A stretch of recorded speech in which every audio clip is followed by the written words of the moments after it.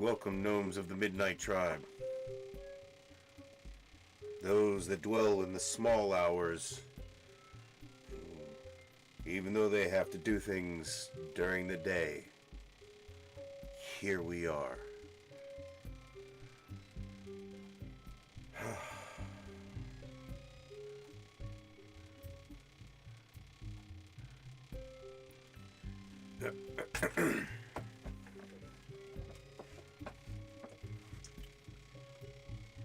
It's been a long day. How about you guys? How was your week? How'd your Saturday turn out?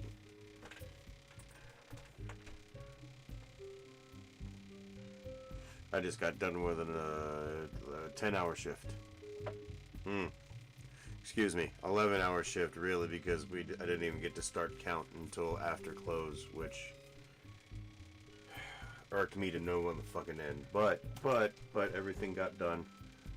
Cost my cousin a little bit of money, but I'll make it up to him.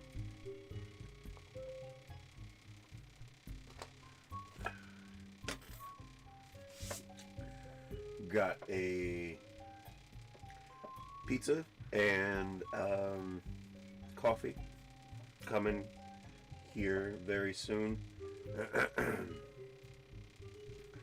Thank God he was willing to come pick it up. I didn't get to stop before I went home.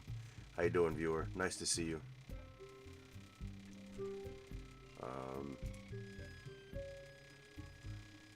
We'll get on to Fallout momentarily.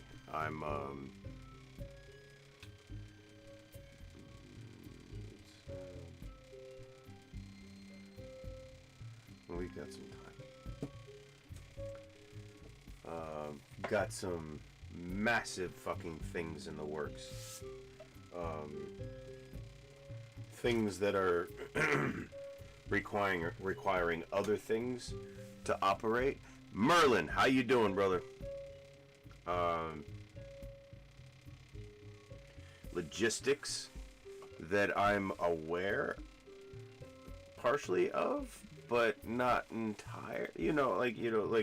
It's good that I have some resources around me, some people in the business that I can look to, so I don't make the stupid mistakes.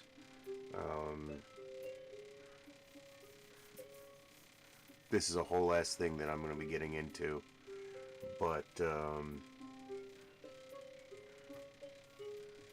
hopefully it leads me to be able to do more of this, because I like doing this, but I need more time to do this for more time. You know what I'm saying? Like I need time to make time for this, and I really do try to slice my fucking schedule up as finely as I can. You see, I'm here.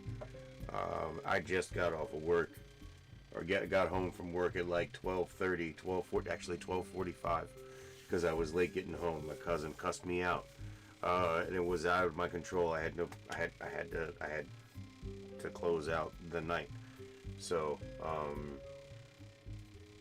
but I'm here. I've got laser tag in the morning from 12 to 3. We'll see how that goes. You see my fat ass, and I'm gonna go be a fucking part-time hero. Hoorah! Not even sure what this involves. I don't know if I'm part of a birthday fucking crowd, or if we're just because everything's paid for, so I think it's a birthday. But I don't know, man. I'm gonna have to stretch and motherfucking, make sure I hydrate, and motherfucking make sure I don't throw a motherfucking muscle in my back. You see these motherfuckers right here. I could be in better shape. I'm proud that I'm not but that's because I'm fairly active. I'm not sedentary very much. I'm usually on my feet more often than I'm not. Laser tag. We'll see. I'll see if I can get photos or whatever. It is. It's much later for me. Like I said, I'm just getting dinner. But I don't have to be where I need to be until 12 tomorrow, so I can kind of cheat and not have to get up until I have to, and it's literally down the road from me, so I think I can work this and kind of like bullshit my way through the rest of it, crossing my fingers, you know what I'm saying? But yeah. I'm gonna, like I said, we're gonna go do some pew pew, and hopefully everything will fucking turn out okay. And then I'm gonna go and I'm going to try and be a good partner and brighten Miss Ashante's day as best I can. Maybe get her a boatload of sushi or something, or maybe take her for a ride and get her something good to eat. And like I don't know. We'll see. Whatever she wants to do. We might just get takeout or delivery or whatever, and stay home and watch movies and whatever. But yeah. That's my Sunday tomorrow. It's at least it's a very good Sunday, if not busy. But I believe I at least can sleep on Monday. Probably gonna want to go and do something though. Like I've got some business dealings too. Imagine in your mind a very like a gnomish me motherfucker on the forge, and I'm motherfucking like I'm trying to make things like so that I can build other things, especially that I can add I can bolt on shit to here. I have a roadmap. I don't try to make any I try to keep things realistic, but I'm closer now than I've ever been to being able to fucking do the things that I want to do. Yeah, go ahead, do your thing, man. I'm getting ready. I'm waiting for them to deliver my food so I can like get a plate and settle in. I'm getting ready to do a dab too, so that I can get the gut going. It's already going, but you got to do a dab. I hope your week was good, Merlin.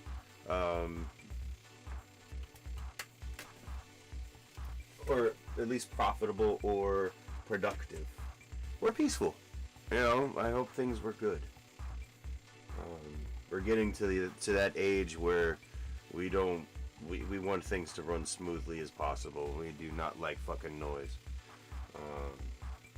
Right, Miss Ashante? We do not like noise.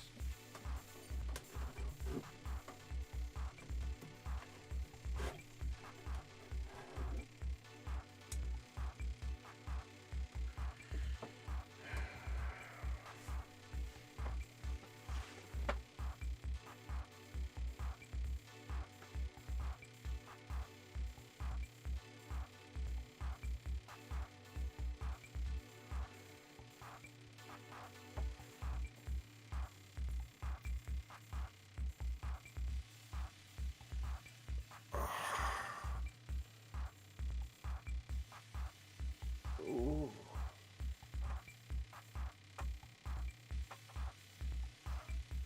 Oh yeah. Okay.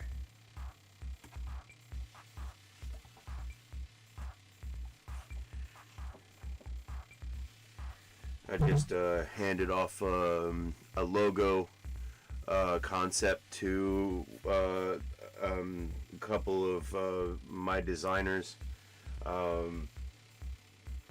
They're gonna run it through a couple of chat GPTs. Like I could do some stuff, but like they're even more art. At least my boy Andy. You've met Andy before. He's even more art minded than I am. I'm art minded, but he's a tattoo artist. So So I'm running some things through there. Um,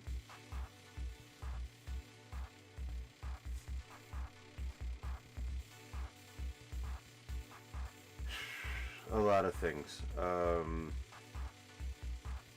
of things. I don't want to talk on them too much because I'm a little superstitious like that. Don't speak things and speak about things too much until you can bring them into reality.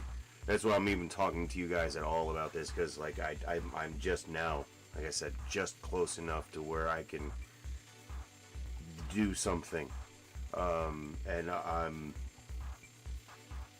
I'm trying to be responsible, uh, but also, like, I'm taking the risk, because you know,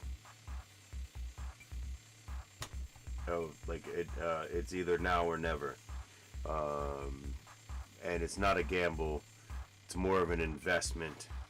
Um, in myself, which will help me invest in other things and do other things.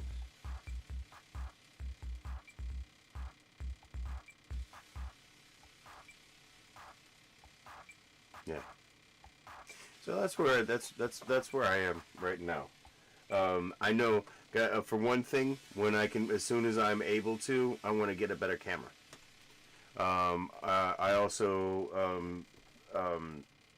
am looking at expanding my recording space. Not in here because I just don't have the space in here.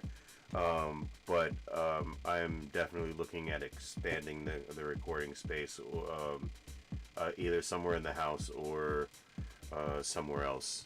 I'm still trying to I'm trying to fucking figure shit out. Um, Fly by the seat of my pants almost, but like I said, I actually have some advisory uh, capacity, from my boss and a few other people. Um,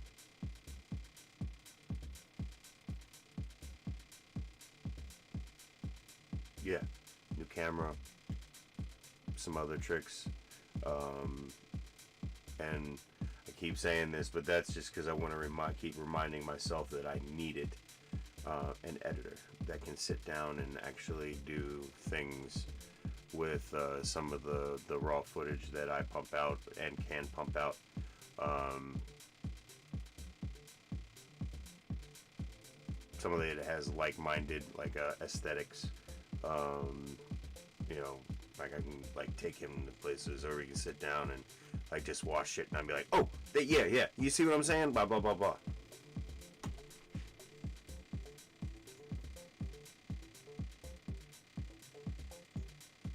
But I'll roll into that as I naturally can do it, and I'll be like, oh, well, I need this now, so let me go ahead and take care of that. Um, so I'm not trying to waste anybody's time, and I don't have a lot of time anyway. That's why I don't sit down and fucking invest in doing the editing myself, um, because it's not like I have like unique or individual humor or anything like that. I'm sure I can find somebody, but like just when I can get into that, I will, and I will generally improve the quality of my channel and what's coming out to you guys. I swear it. But like that's just something that I have to build towards. And this thing over here that I'm doing is something that'll allow me to do things over here. I can be able to use that as leverage for stuff over here. You know what I'm saying?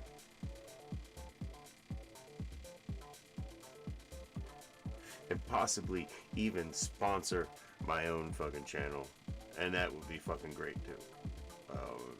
So, um,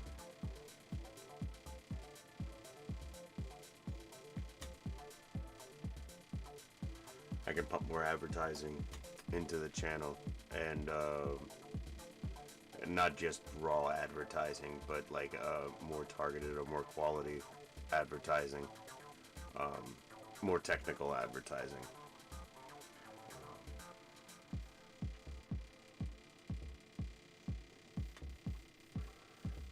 I'm definitely gonna need to have somebody to help me run the channel in the back end.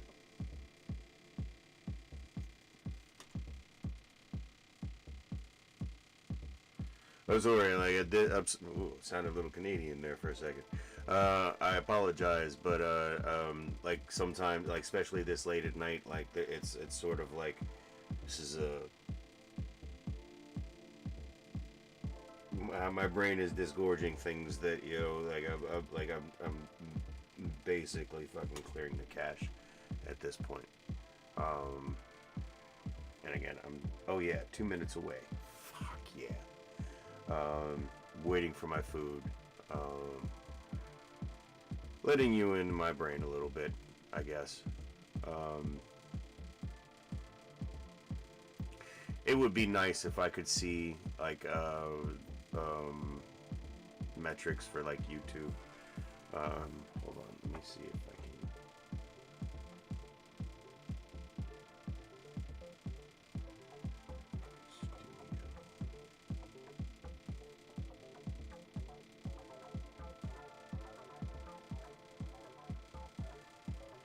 Yeah, 1 second, guys. I'll be right back.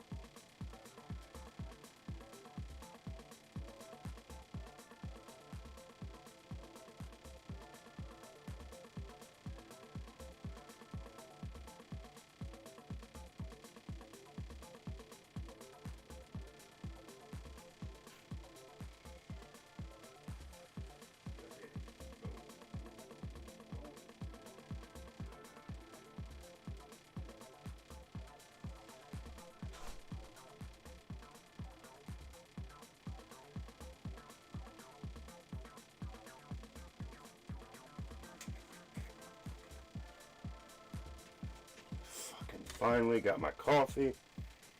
1 second, guys.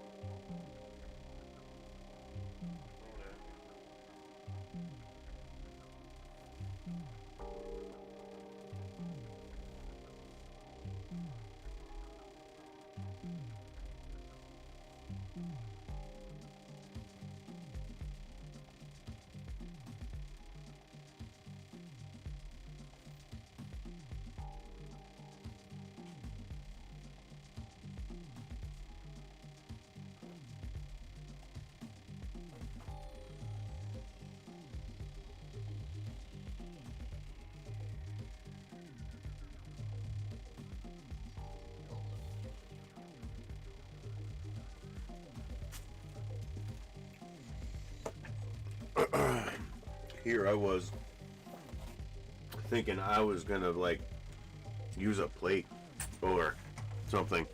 No.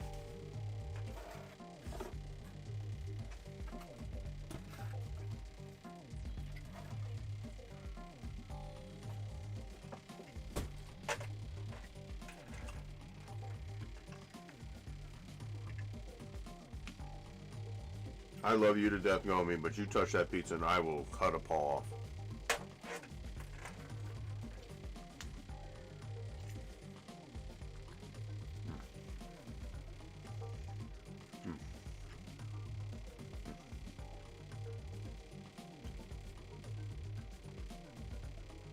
I wouldn't do that, but I would fight you for the slice.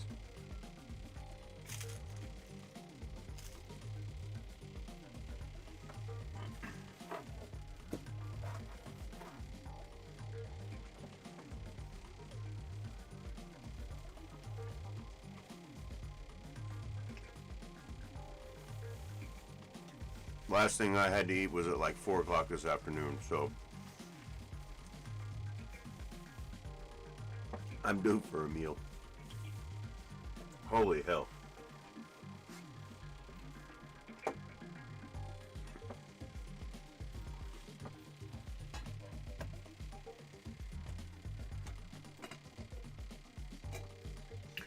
Wawa makes a decent pizza. I'll come out and say it. It's nothing to like no, I mean it's good. You know what I'm saying? Like I've had a lot of pizza in my day and it's a good pizza. Now their first run at pizza wasn't all that great. Their crust was definitely store.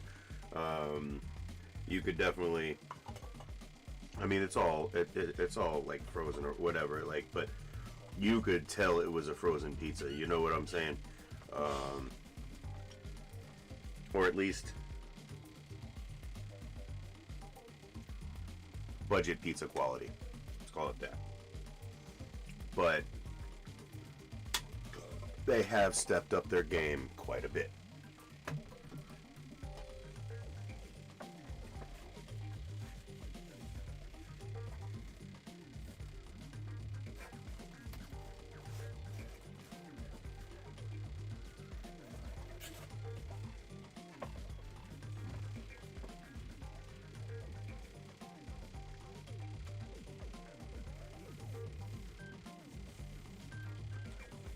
We'll start momentarily.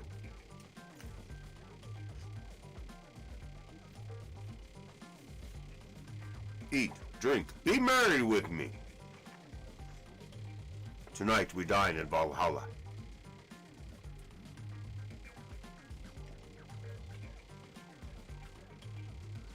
I don't care what you say. Odin would love pizza.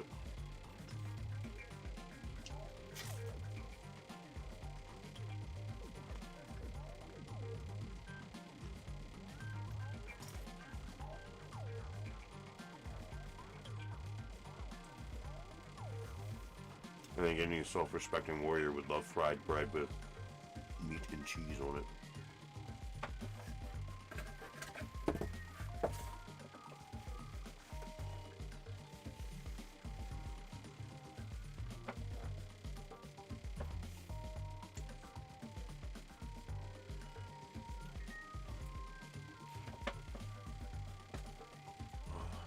All right, let's do a dab.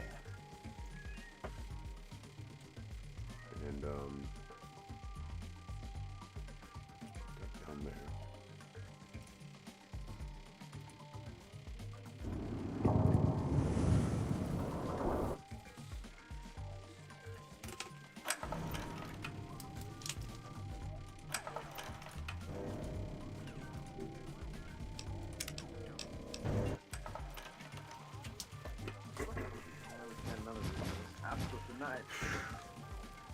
If you dare to come For a hot second, you're like, oh my god, super mutant. And then you're like, oh, he's Fox.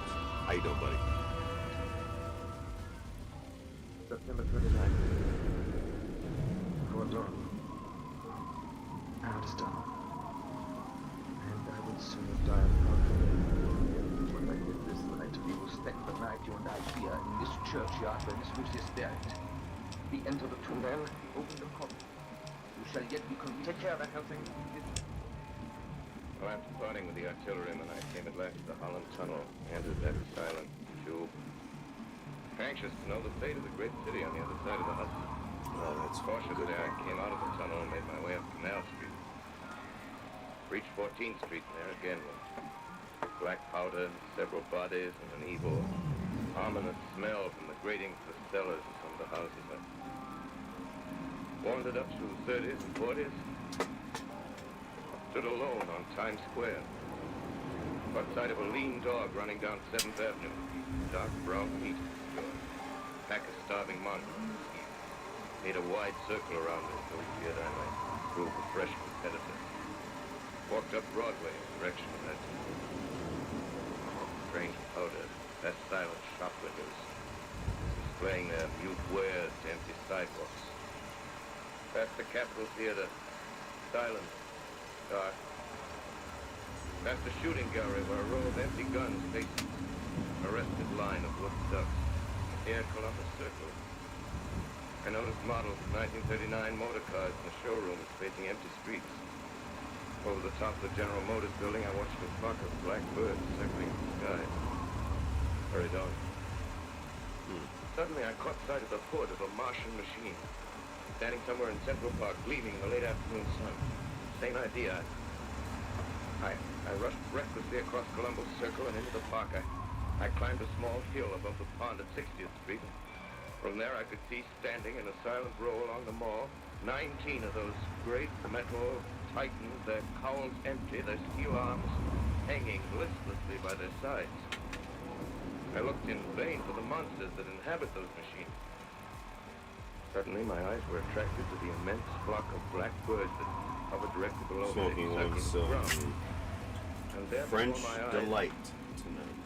stark and silent, lay the Martians with a hungry bird is pecking a and tearing composite. brown shreds of flesh. As dead It's later, when their bodies returned, definitely a sugar. found that they were killed by but it's got some diamonds in it. putrefactive and disease bacteria against which their systems were unprepared. Plain, after all, man's best has failed.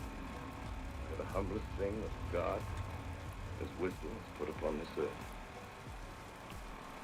Before the cylinder fell, there was general persuasion that through all the deep space, no life existed beyond the petty surface of our minute sphere.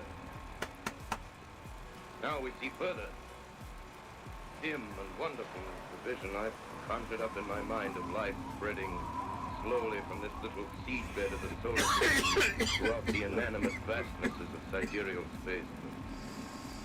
A remote dream. Shout out to all the founders at the shop. Maybe that the destruction of the Martians is only a reprieve to them and not to us. Future ordained for it. Strange it now seems to sit in my face. Writing down this last chapter of the record, begun at the deserted farm in Grover's Mill. Strange to watch playing in the streets. Strange to see young people strolling on the green where the new spring grass Thank you, universe, heals the last of the putting black me stars of the roosters. in the places that I need to be Strange to watch when the I need to be. sightseers enter the museum where the disassembled parts of a Martian machine are kept on public view. God, universe. It's all right. Strange when I recall the time when I first Thank saw you. it. Right. Because we're here But, for the same reasons. silent Thank you. I'm glad you're here. under the dawn of that last great day.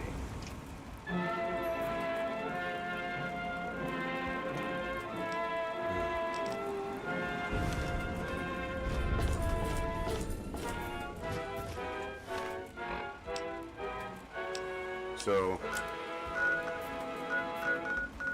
we do This is Orson Welles, ladies and gentlemen. have this to Our do. character That's would show you the that the War of the Republic Worlds of has Dave. no further significance than as the holiday And then we gotta offering go to intended Tenpenny be. Tower. Mercury Theater's own radio version of dressing up in a sheet and jumping out of a bush and saying, ooh. Let's see what's up with the Starting now, we Republic of couldn't Dave. soap all your windows and steal all your garden gates. You want it to be daytime quickly? Go from one corner of the map to the other. Before your very ears and You're utterly almost as destroy big the as Dave. city. You'll be relieved, I hope, to learn that we Oh didn't yeah, mean we're it, supposed to meet. and that both institutions are still A open for business. wastelander, like in the stories So about goodbye, Dave. everybody, and remember, please, for the next day or so, the terrible lesson you learned tonight.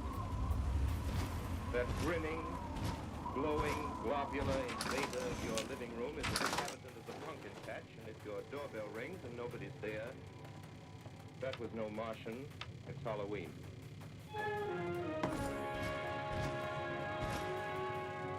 Tonight, the Columbia Broadcasting System and its affiliated stations coast to coast has brought you The War of the World by H.G. Wells, the 17th in its weekly series It's of a dramatic Hi there. dramas featuring Orson Welles Bye. and the Mercury Theater on the air. Do I want to risk Next it week, all? we present Have a you heard about dramatization Dave, of his mister? famous short Not stories. yet.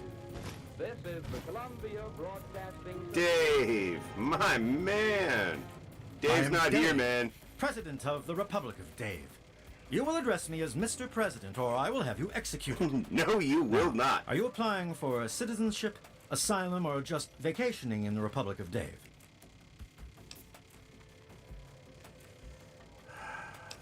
Fine. You are? Excellent. It's good to see that the Wasteland has finally recognized the sovereign Republic of Dave. If the people of the Wasteland are generous and respectful, I might deign to annex them.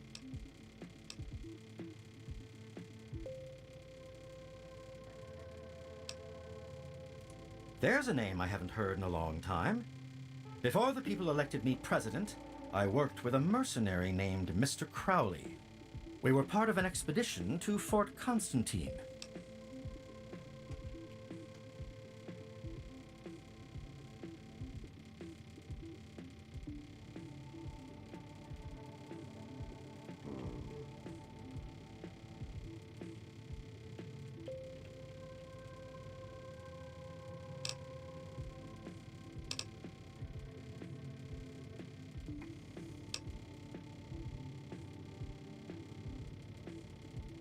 Two of us died, including Crowley.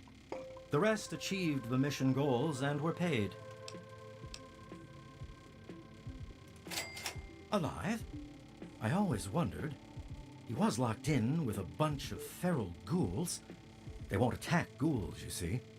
Would you consider taking him a personal item, like this key, and just telling him you killed me?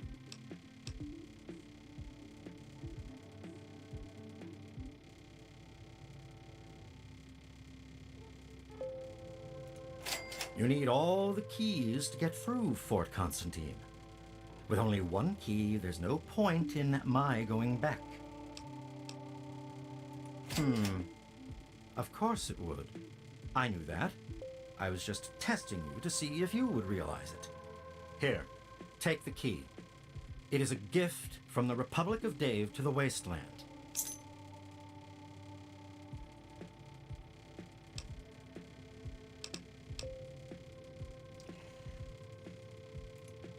Very well. It was very diplomatic and easy to get the key, so I'm not going to topple his Hey there, are you gonna play Republic with us? Dave-ocracy just yet. I may come back later, but for now, it's fine.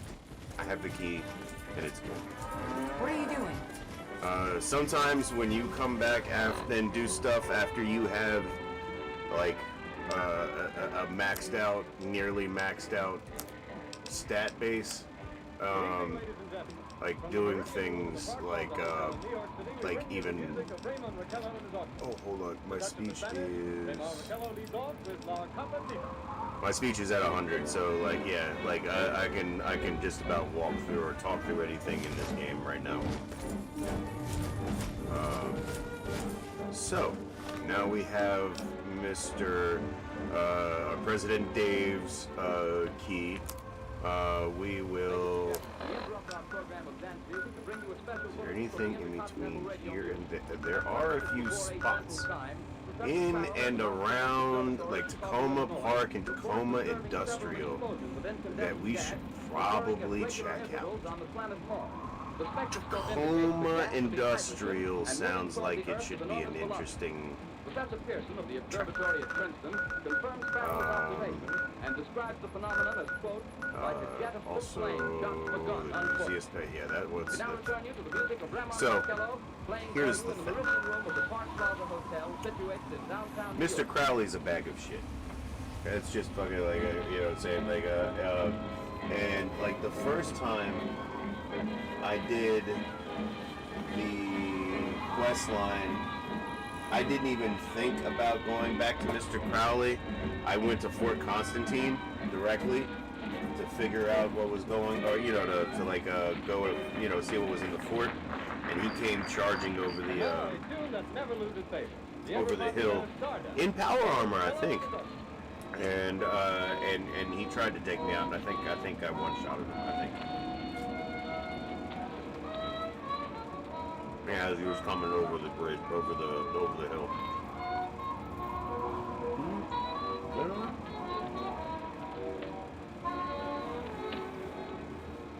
Maybe I talked to him, I don't know. Ladies and gentlemen, following on the news given in our bulletin a moment ago, the Government Meteorological Bureau has requested the large observatories of the country to keep an astronomical watch on any further disturbances occurring on the planet Mars.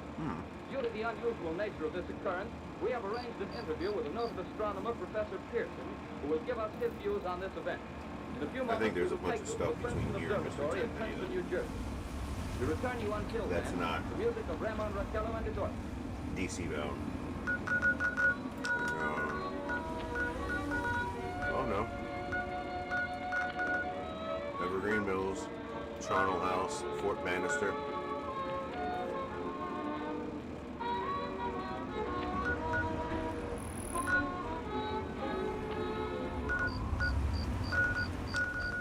We are ready now to take you to the Princeton Observatory at Princeton, where Carl Phillips, our commentator, will interview Professor Richard Pearson. It's Candace. Oh my God, it's really happening. I can see the cloud. It's so big. Mom, I'm so scared. I'm heading to the vault now. I'll do whatever I can to get inside. My number of the passcode was 7, right? Professor Pearson stands directly above me on a small platform, peering through the giant lens. I ask you to be patient, ladies and gentlemen. During any delay that may arise during our interview. Besides the watch the heavens, Professor Pearson may be interrupted by telephone or other communication. During this period, he is in constant touch with the astronomical centers of the world. Professor, may I begin our questions? Any time, Mr. Fuller. All right. Professor, would you please tell our radio audience exactly what you see as you observe the planet Mars through your telescope? Nothing unusual at the moment, I suppose. Let's go see Mr. Tenpenny. You can tell Tenpenny he can kiss my ass. We've got plenty of bottle caps. Let me in, goddammit. How many times do we have to go through In this? your opinion, You're not getting what do in. these transfer stripes signify? I can stand here all day yelling at you through this damn speaker if I have to. I've already told you Tenpenny won't allow zombies to live here. Who the hell are you calling a zombie? You're definitely that's for damn sure. For the last He's time, evil anyway. no I mean, this guy, he's zombies evil. allowed. We know it does not exist on Mars. Can't you tell the difference between me and a feral? Fine. I'll show you the goddamn difference. Just you wait. You'll get yours, all of you. By the way, sir, for the benefit of our listeners, how far is Mars from the Earth? Approximately 40 million miles. Well, that seems a safe enough distance. Just Old a moment, me ladies and helped gentlemen, him. Someone has just handed Professor Pearson a message. And then he fucking let the ghouls Let me in remind regardless. you that we are speaking to you from the observatory in Princeton, New Jersey, where we are interviewing the world-famous astronomer, Professor Pearson. One moment, please. Professor Pearson has passed me a message which he has just received. Professor, may I read the message to the listening audience? Certainly. I thought I told you to get the hell out of here. For the last time. What? No, just those damn ghouls. Sorry, thought you were one of them. Ghoul or not, I must inform you that you are trespassing on Alistair Tenpenny's private property. Renders an official business only.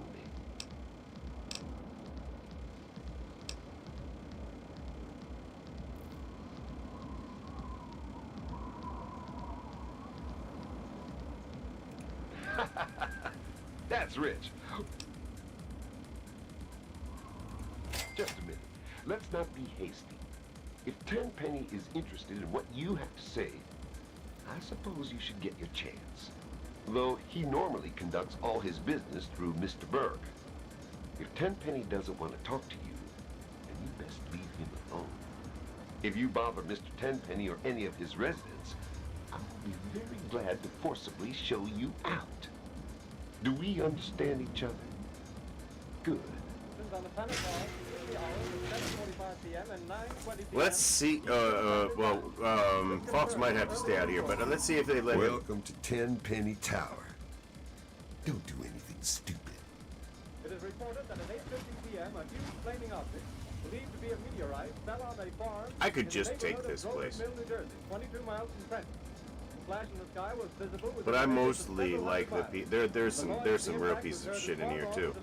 Like. And we'll have our commentator Carl Phillips give you a word picture of the scene as soon as he can reach there. Good to see you. In the meantime, we take you to the Hotel Martinet in Brooklyn. Do I know you? Bobby Millett and his orchestra are offering a program of dance music. Good to see you. So these are just set dressings.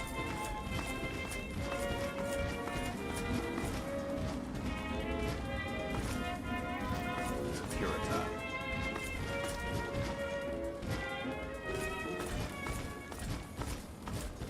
You will respect my security. We take you now to Groversville, New Jersey.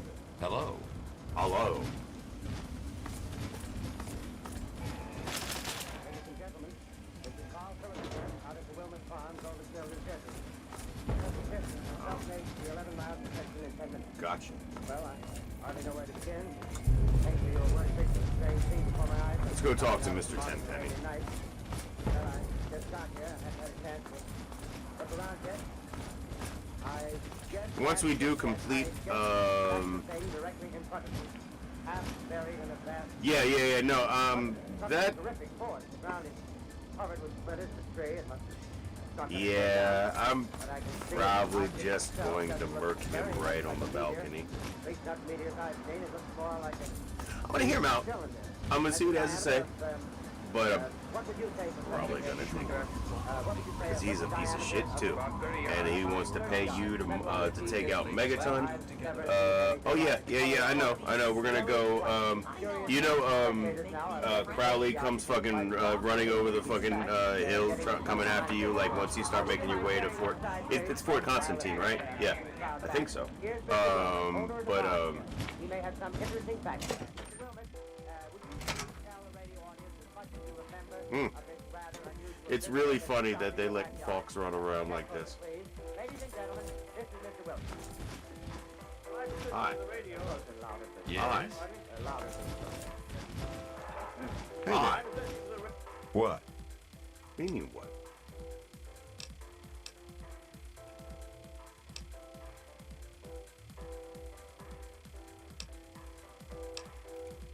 He owns this building.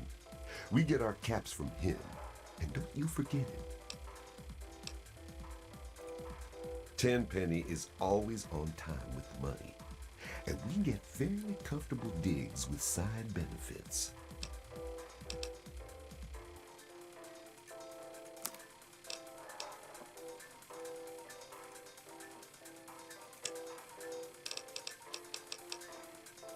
Man, I was hoping he was gonna have something fucking cool.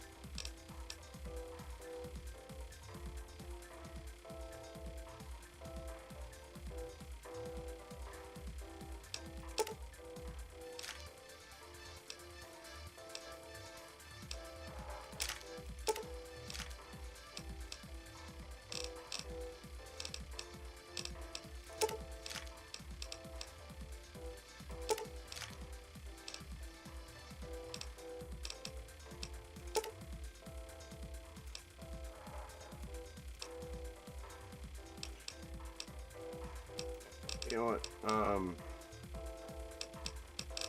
What am I selling you?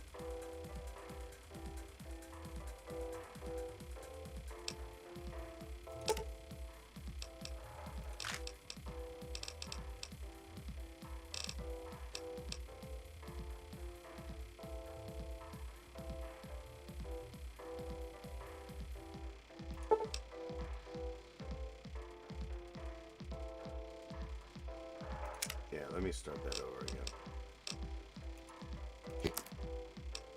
Alright. Let's do what I want to sell first. Because I don't necessarily want to sell the 10 millimeter rounds. So let's start here. And go hell. And hell. And hell. And hell. And no. No. Like, oh, yeah. I think that's right. Yeah. Now.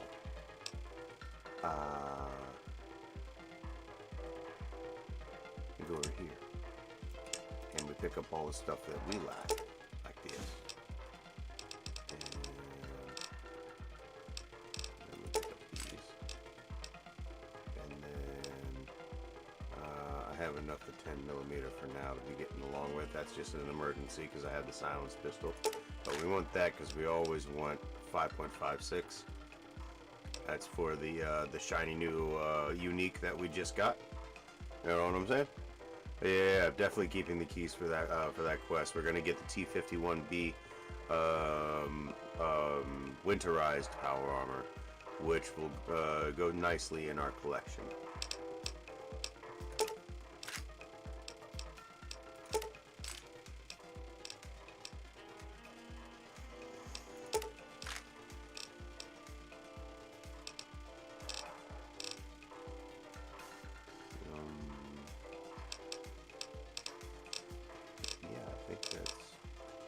All for the ammo.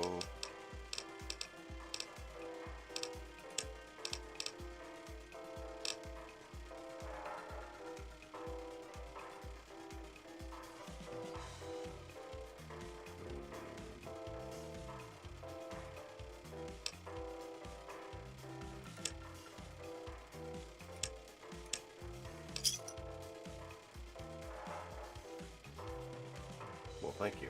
Thank you very much for. Yeah, cool. I didn't mind. Yeah, I got all your money. Welcome to Tenpenny Tower. What's that?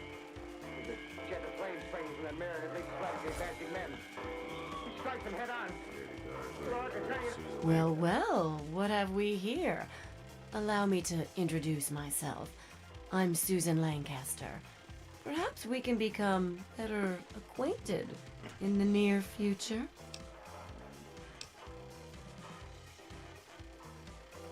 Me too. Listen, you look like you can handle yourself. You survived out there in the wasteland getting here after all. You ever have to deal with ghouls?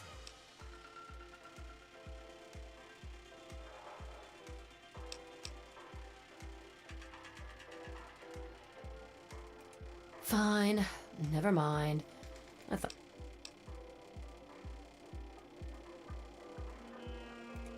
Are you going to do something about the...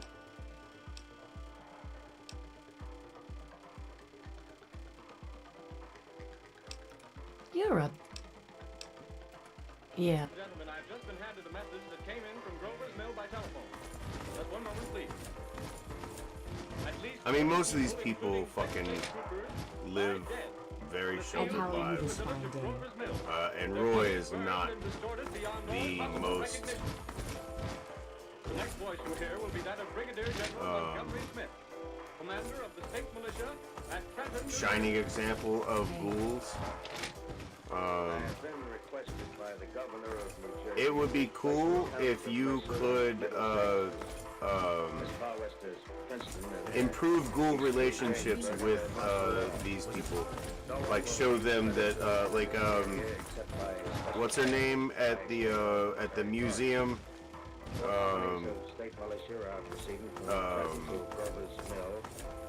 I mean, they would, like, it would still have to make sure that they don't fucking shoot people on sight. But, I mean, that's kind of cool. It's a nice little shop they You got have there. just been listening to General Fuck. Montgomery Smith, Come now, commanding please. the state militia at present.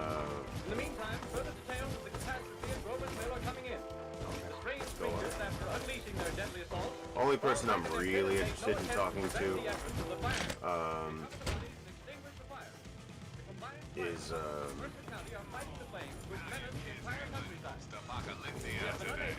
Any contact with our mobile unit at Grover's Mill.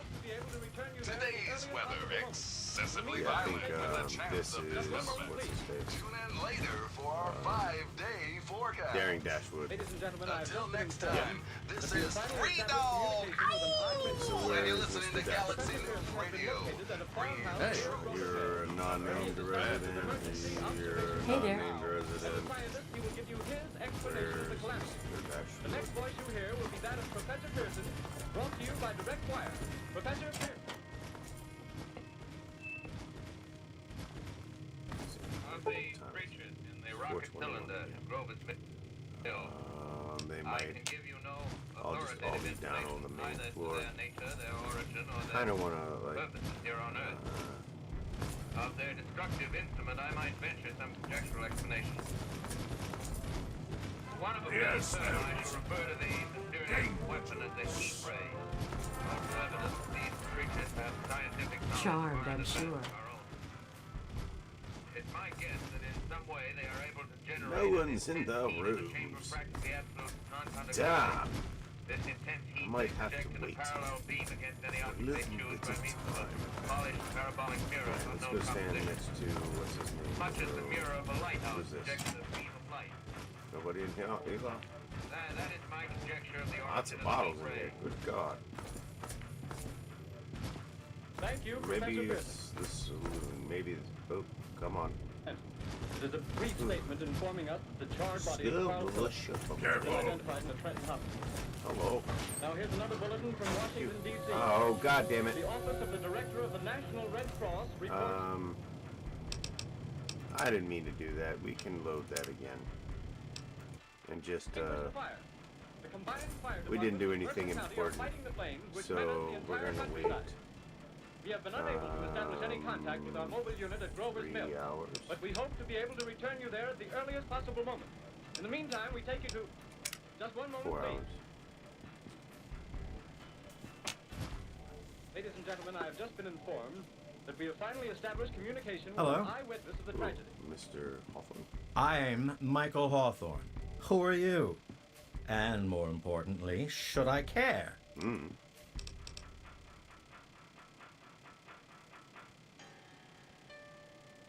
Oh, fine.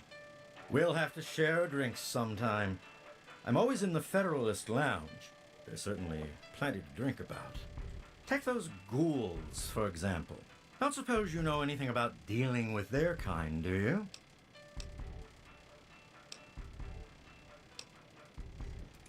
Oh, I see. Well, I've never met one, so I wouldn't know. You see what I'm I saying? just always thought. I guess I really don't know what I thought.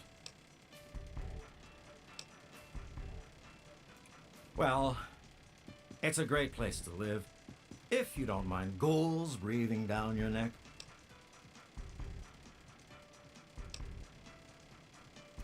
We haven't discussed this already? Apparently. On the bright side, it's given me... We shall simply have to ignore them until they bugger off. Right on. Thank you, Professor Pearson. Hey there. Beats living out there in the wasteland. I feel Trust that. me. See, I'm not like these other puffed up fogies. I earned my way into privilege. I worked to get here. How so? Well, you're not going to elaborate. Okay. Later then. Stationed outside of Grover's Mill, New Jersey. Here's a bulletin from State Police Richmond Junction. The fire Hello. at Grover's Mill and vicinity on Ooh. Herbert Dashwood. Damn glad to meet you. Call me Daring. Everyone else does. Oh, you've got a beard in this one. Okay. Maybe you've heard the GNR radio play? The Maybe. Adventures of Herbert Daring Dashwood? Possibly. That's about me, you know. Based Could on be. my, earlier days. I even Fair. had a ghoul manservant. Let me ask you, you ever met a ghoul before? Certainly have. Ah, you've already learned some wisdom in your youth. Congratulations. Haven't you ever heard the radio play? The Adventures of Herbert Daring Dashwood? That guy at the radio station put it together a few years ago. He did it in the style of those shows they had before the war. Came out pretty well. And it's all true. Rockopolis, Miss Chase, all of it. Of course, they do portray me as a bit of a chump. Argyle may have saved my hide more than once, but I had my moments. Ah, those were the days. Argyle was my manservant. Ah, but that's really just a fancy word for the guy who saves my sorry skin on a regular occasion. He was a ghoul, you see. Been around since before the war. We met when I stole his girlfriend back in '41. We've been best friends ever since. We got separated a long time ago and never reunited. If you find Argyle out there somewhere, you be sure and tell me, okay? Dead. Argyle. You're sure? My God. I always thought he'd outlive me by at least 100 years. Poor bastard. But thank you. Thank you for telling me. That's what I At least said. now I He's like know. he has a beard in At this least one. now the poor guy can catch You up. know, with I me. like that. I'd like to return your kindness. Here, take this key. It unlocks my safe. Lots of stuff in there I'll never use again. My adventuring days are over.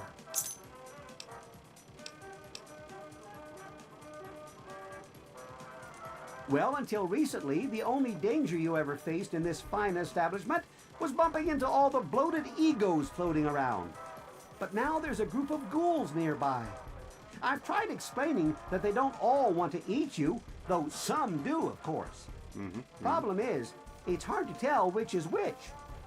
Chief Gustavo has initiated a shoot first and ask later policy. If they're smart, they'll stay away.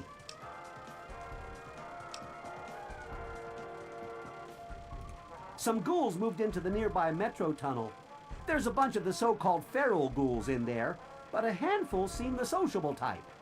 I've tried explaining to my fellow tenants that not all ghouls are monsters, but they don't seem to care. The intelligent ones should stay away from our trigger-happy protectors. If there are enough feral ones, though, they could overwhelm security.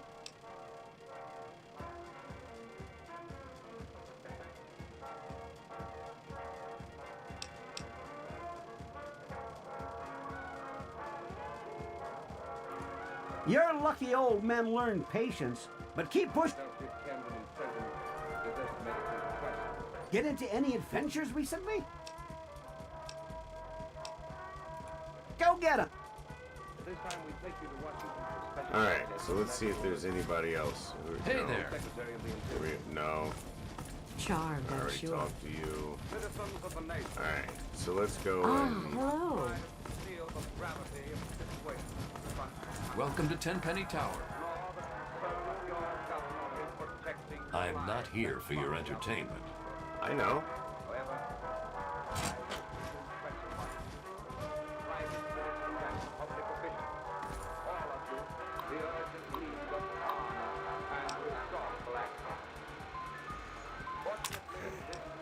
King Crag. Good old King Craggy, King of Rockopolis. He offered Argyle and me shelter back in the summer of '48. Unfortunately, there was a little incident with his daughter, and we were exiled. We sought shelter again a couple of years later, but Craggy didn't take too kindly to us luring the slavers into his hidden underground city. That was the last time I ever saw Argyle, right after he saved my hide for the 100th time. Miss Penelope Chase. Two-timing bitch. She's got what she deserved. Destiny Chow. my dearest Destiny, harlot par excellence and the proprietor of the Blue Destiny brothel, one of the loveliest women I have ever had the pleasure to pleasure. Sadly, she died from cholera in the summer of '49, an event that closed down the brothel forever. Argyle, the best manservant a guy could ask for. Tough, loyal, and a hell of a good friend, even if he did smell like a bag of rotten meat. But that's what Ghoul's gonna do, right? Last time I saw Argyle was in Rockopolis, decades ago. I know he's still out there, somewhere. Nah, he didn't make it, my friend. Harmon Jeweler. What is it? What is his name? Harmon Jurley. Slave leader and psychotic cannibal, circa 2250. See entry on Paradise Falls. I was see entry. Okay. This is.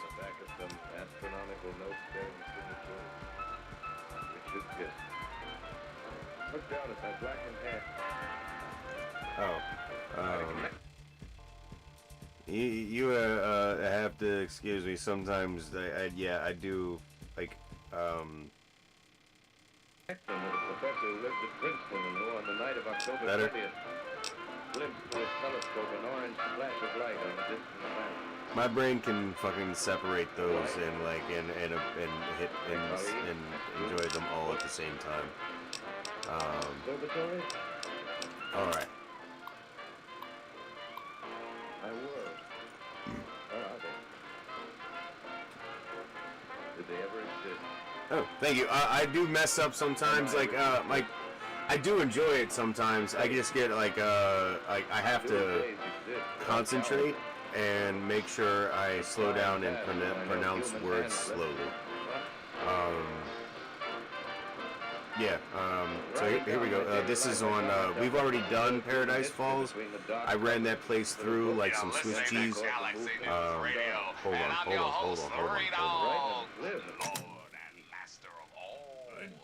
Concerned about this. Everyone ready? Keep watch the window. Time to time I catch sight of That music wasn't supposed to be, and there's actually going to be, some of that might be muted because I didn't realize that it was the radio going off. But, suddenly I see a Martian mounted on a hold machine. on. Alright, Paradise Falls. The most dangerous dump in the capital wasteland. The slavers there, the slavers there would have bought and sold anything with a pulse. They still will, from what I hear. Not anymore, motherfuckers. Back in my day, they were more disorganized, though. Their leader was a guy named Harmon Jurley. That's a hard name to say. Harmon Jurley. A psychotic son of a bitch who was rumored to eat the slaves he couldn't sell. Rockopolis, an underground city. Not a bad accomplishment, all things considered. But their leader, King Crag, became too isolationist for his own good. Okay, so I accidentally led the slavers there, and those bastards cleaned the place out. It was an honest mistake. Yeah, they really fucking did a number on that place. I remember, Merlin, you're the one that clued me into the location of that place. Right behind the place where you go for the pods and the simulation and everything. A small red squirrel in a beech tree. Blue Destiny Hotel. The best damned whorehouse in the capital wasteland. Strong booze and soft women. It shut down in the summer of '49 when most of the ladies died from a cholera outbreak. Damn. Push on north. Find dead cows in a brackish Underworld. City of the dead. Or undead, as some would believe. Underworld was and is a settlement of ghouls established in an old art exhibit in the Museum of American History. Argyle and I used to go there quite a bit. I was even voted honorary ghoul back in '51. I really should go back and visit sometime. Yeah, you should. Like, you should exit this place and go and stay there, sir. That would be great. Megaton, a town built around an undetonated atomic bomb. I took care of that. My kind of place. Well, you know, you can still go back and visit there too. You know, Megaton is pretty well fortified now, but back in my day, it was even more ramshackle. There's a couple of people in Megaton that can say the same thing. Great place to grab a drink or abroad. I hear Moriarty even has his own place now. Guess that shouldn't surprise me. That guy has been playing the angle since the day he ended up in this country as a kid. Pests. Ooh. Mirelurks. Goddamn walking crabs. Tough to kill, but pretty delicious afterwards. The outer carapace is hell to penetrate, though. Good thing their face isn't armored, and Argyle has such a good right jab. Damn. He was Argyle was in there, motherfucking like raising dukes with the fucking the Mirelurks. Good God, there's some big ass Mirelurks, bro. Feral ghouls. Ghouls gone bad. Their brains had rotted through so much, they lost the ability to think straight. Argyle and I fought these hapless zombie bastards more times than I can count. I think he actually liked killing them. I saw it as some sort of revenge against God for his own situation, or something. Rad scorpions. I've been a lot of places in my day, and everywhere you'd find these damn rad scorpions. Rumor was they descended from emperor scorpions, which I think is where they yeah, I think that's they got, maybe it was from fucking Big Mountain. Whatever. Which you could find in pretty much any pet store in the country when bombs fell, or maybe they just fucking. Oh, that would have made sense. Like a lot of places that have like feeder pets and all that stuff.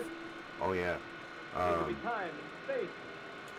A rumor was that they descended from emperor scorpions, which you could find in pretty much any pet store in the country when bombs fell. I guess that explains their population. Yeah. They're pretty hardy creatures. Yo, boy. Bears, or the capital wasteland's equivalent, anyway. You're not going to find one of those babies balancing on a rubber ball, though I can tell you that,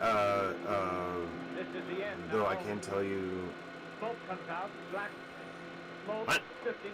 You're not going to find one of these babies balancing on a big rubber ball, though, I can tell you that much. Okay, I got you.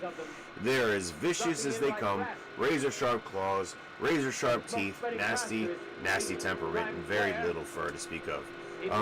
In Point Lookout, we're going to run into the ghost of a Russian bear that happens to have her own ball and everything.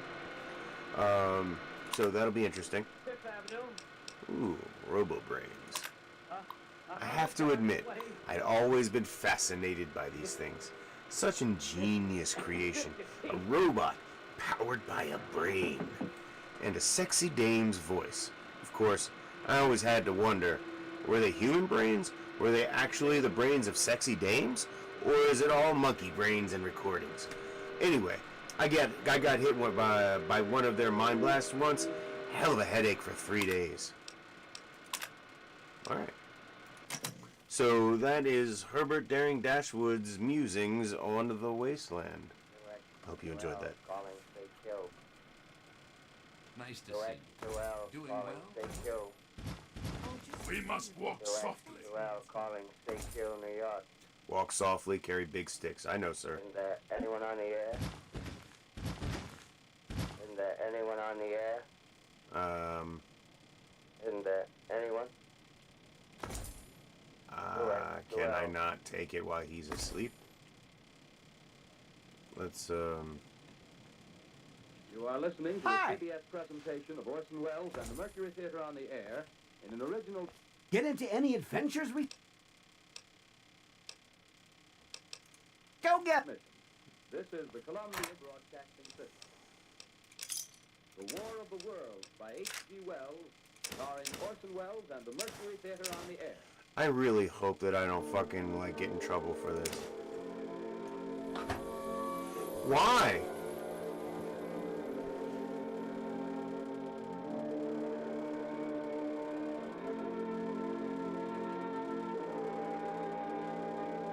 Thank you anyway, good sir. As I set down these notes on paper, I'm obsessed by the thought that I may be the last living man on Earth. It's hiding in this it's empty me and my house brothers near in Grover's Mill. Pa! Small island of daylight cut off by the black smoke from the rest of the world. All that happened before the arrival of these monstrous creatures in the world now seems part of another life. All right. Life Where? with no continuity with the present. Oh, where? Furtive existence, the lonely derelict who penciled these words on the back of some astronomical note bearing the signature of Richard Pearson. I think he's... Look down at my blackened hand. Is it here? Where is I Mr. connect them Tenpenny? with a professor who lived at Princeton and who on the night of October 20th glimpsed through his telescope an orange splash of Hey light there. on a distant map. My wife, my Or is colleague, it Hello. on the inside? books, Yes? observatory, No. my world. Where are they? Where are you, Tenpenny? Or do I have to Did they access ever that exist? from the lobby? Am I Richard Pearson? What day is it? 2 days exist without calendars. Does time pass when there are no human hands left to wind the clock? Writing down my daily life, I tell myself I should preserve human history between the dark covers, little book meant to record the Oh, yeah, it's So, down there. Okay, okay.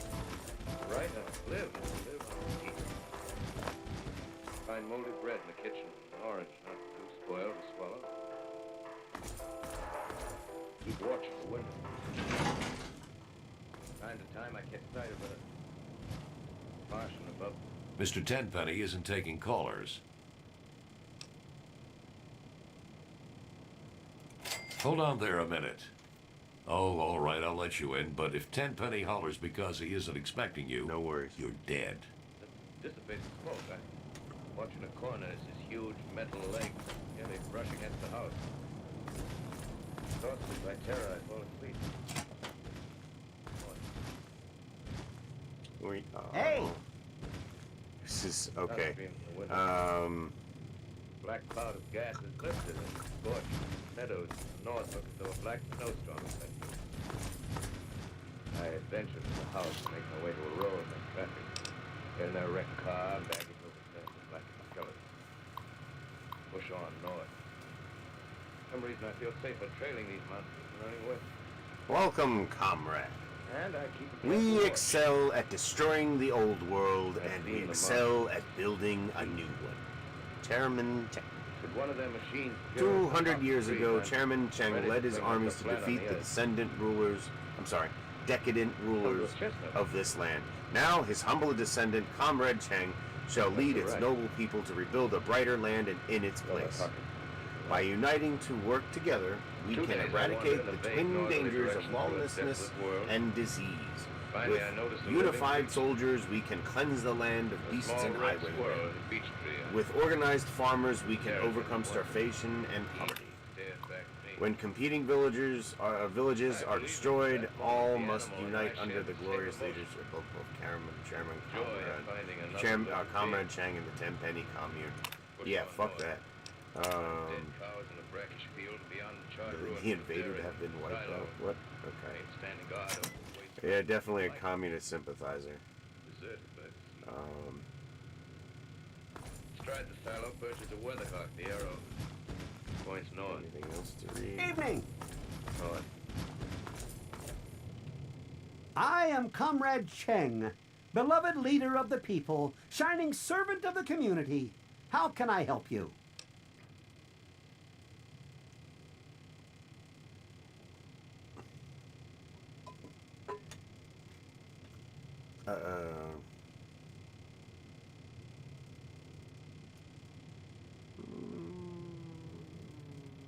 Yeah, no.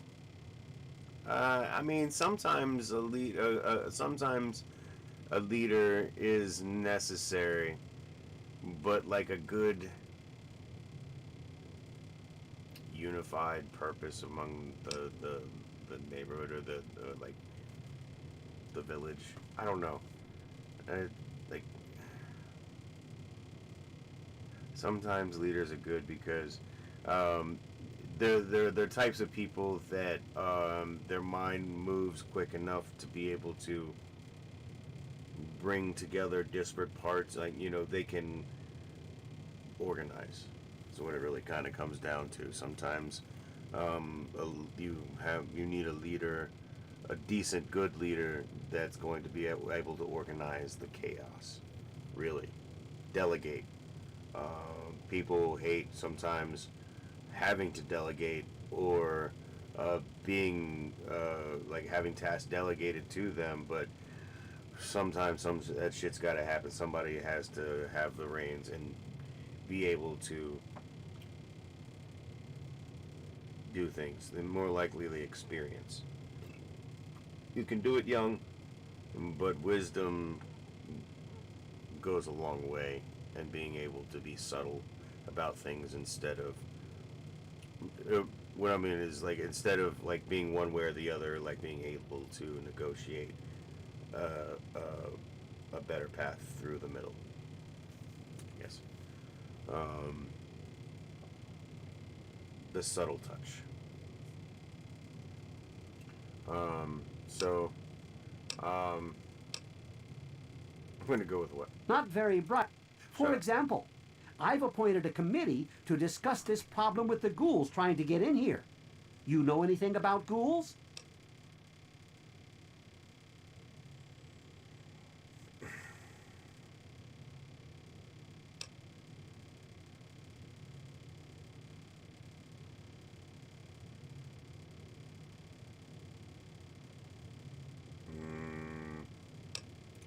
Well, I'll try not to be bothered then.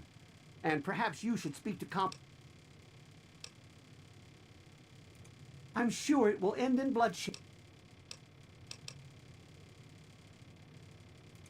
Are you mocking me, comrade? Not begun.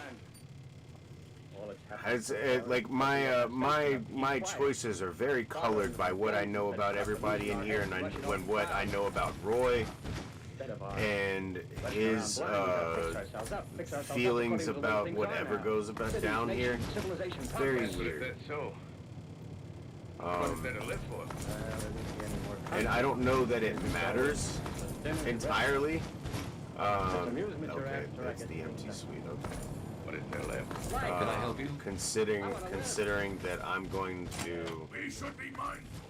We're not going to be exterminated. murk Tenpenny in a minute, Caught either. and things are going to, well, Bred like an ox. yeah. No, What you gonna do? I'm going on. Right under their feet. I got a plan. We men as men. Finished. We don't know enough. We gotta learn plenty before we get a chance. let's see what We he gotta has live to and say. keep free what we learn, see? I've thought it all out, see? Tell me the rest. Well, it isn't all of us that are made for wild beasts. That's what it got to be. What it's gotta be. That's why I watched you. Watched you. All those little That's a office really workers used to nice live in these car. houses. They be no good. I never noticed that They it was haven't any here. stuff in 'em. Did you ever see that? They used to run off to work. I've seen hundreds of them running to catch their commuter's train in the morning. Afraid they get canned if they run back at night. I've done some very shady things while I was in here. Lives insured and a little invested in case of accident. There on Sunday, worried about the hereafter. The Martians, they'll be a godsend for those guys. Nice roomy cages, good food, careful breeding, no worries. Yeah, for a week or so chasing around the field on empty stomachs, they'll come and be glad to be come.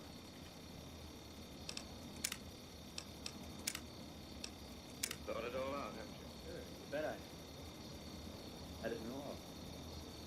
These Martians are gonna make... How did you get past the guard? What do you want?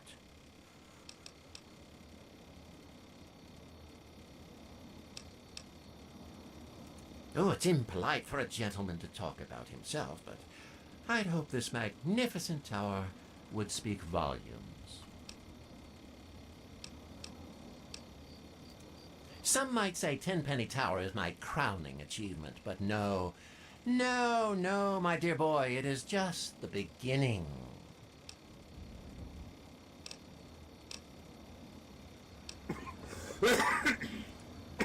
The ghoul? He's dead. Died 20 years ago. Good riddance, too.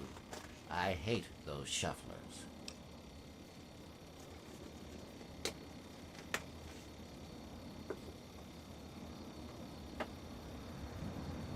Oh, I didn't say,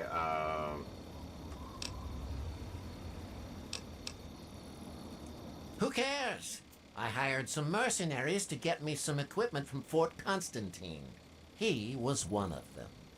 Of the 5, only 3 survived. You'll have to ask one of them if you want the gory details.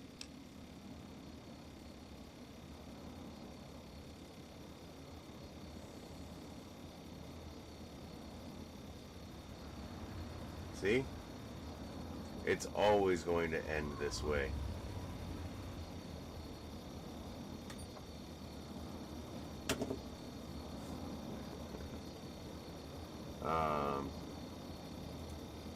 He's alive? I should have known. He said the thing. I'll double it.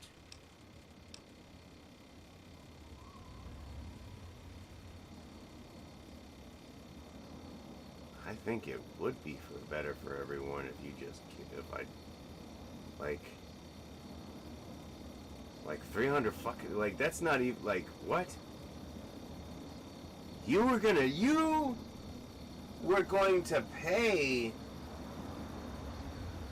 what was it, 200 caps?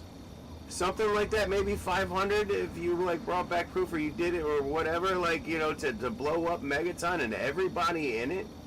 And you want to give me 300 caps to spare your life? No, I think it would be better for everyone if I just killed you. An honest mercenary? Somebody!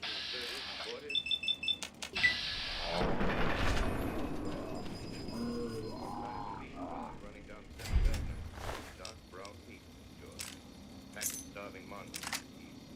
He made a wide circle around it, so he feared I might prove fresh care about your suit either. Walked up Broadway in the direction of that.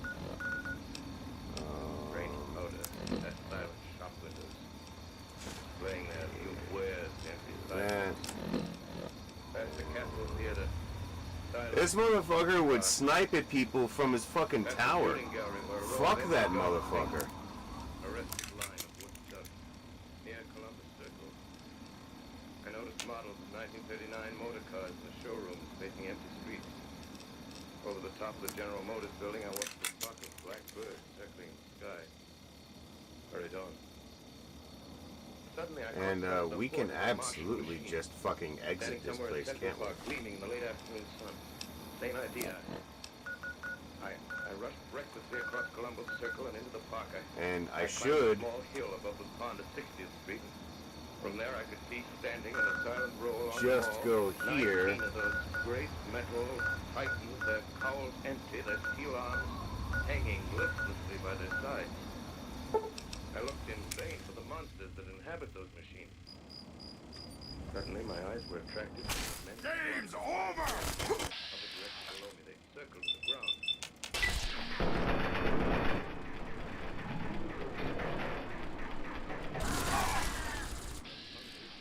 Pecking and tearing brown shreds of flesh and dead bodies.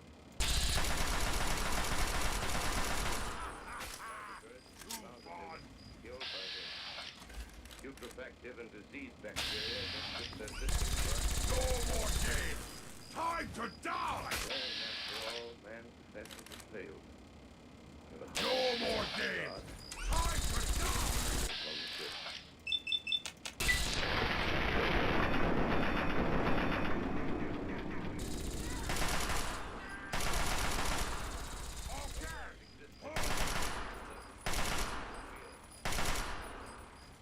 Now we see further. Dim and wonderful is the vision I've conjured up in my mind of life spreading slowly from this little seedbed of the solar system throughout the inanimate vastnesses of sidereal space. A remote dream. Maybe that the destruction of the Martians is only a reprieve. To them and not to us. Hello, how you doing, sir? Nice to see you. Welcome to the stream. We just murked Mr. Tenpenny and left his security in absolute. Oh, they don't even know what the fuck's going on. All they know is that, like, the man that was paying their wages is now minus a noggin. The museum where the disassembled parts of a Martian machine are kept on public view. Yeah. Strange when I recall the time when So we're here at Fort Constantine. Under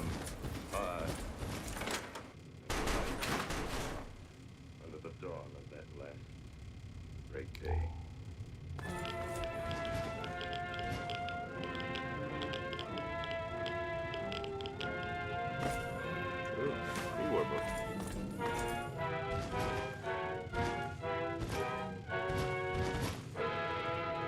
Sadly, lunchboxes are not worth it. Well, Excuse me, folks. Excuse me. Out of character. There we go. All right. We're moving on. Has no further significance than as the holiday offering it was intended to be. Mercury Theater's own radio version of dressing up in a sheet and jumping out of a book and saying, another pre-war book. This is starting now, we couldn't because I close all your entered this windows, place seal all your before garden gates. By tomorrow night, so we did the best next thing. I needed any of those We books. annihilated the world before your very ears and utterly destroyed the CBS. You'll be relieved, I hope, to learn that we didn't do it, and that both institutions are still open for business. They were trying. Oh, they robbed her some money and didn't make it out. So the terrible lesson you learned tonight. That grinning, glowing, globular knife and beta of your living room is fission battery. Let's see what's in yeah. Fission combat camera. Okay. There is safety in mindfulness. You guys, how you doing, Face of Isaac? Nice to see you. Welcome everybody to the stream. We are playing Fallout 3. We're in Fort Constantine, ending the quest. Gotta shoot him in the head. And at some point, either when I come out of the fort or when as soon as I grab the, like Crowley's gonna come after us. It's gonna be a.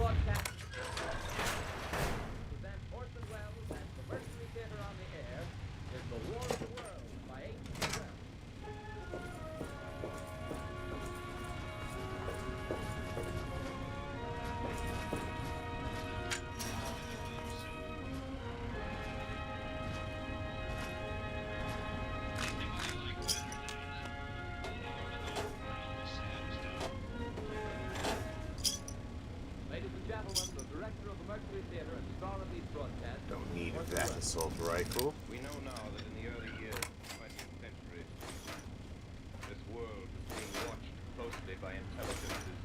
Nothing like free ammo. Yet as mortal as his own. We know now that human beings. Sir, I will do no such thing. They were scrutinized with subject. Kept almost as narrowly as a man with a microscope might scrutinize the transient creatures.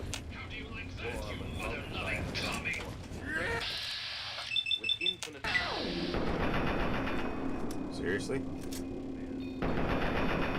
Sir, you were right in front of him.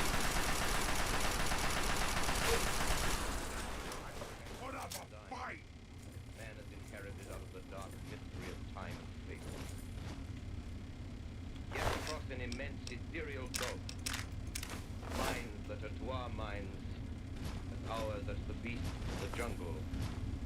Intellect, vast, cool, and unsympathetic, regarded this earth with envious eyes, and slowly and surely drew their plans against us. In the 39th year of the 20th century came the Great Dissolution. Near the end of October, Move. business was better. War scare was over. All men were back at work. Sales were picking up. On this particular evening, October 30th, Crosley service estimated that 32 million people were listening in on radio. Not much change in temperature. A slight atmospheric disturbance of undetermined origin is Oh, this reported looks over serious. causing a low-pressure area to move down rather rapidly over the northeastern states, bringing a forecast rain accompanied by winds of light gale force. Maximum temperature 66, minimum 48. This weather report comes to you from the Government Weather Bureau. We take you now to the emerging room in the Hotel Park Plaza in downtown New York, where you will be entertained by the music of Raymond Riccello and his orchestra.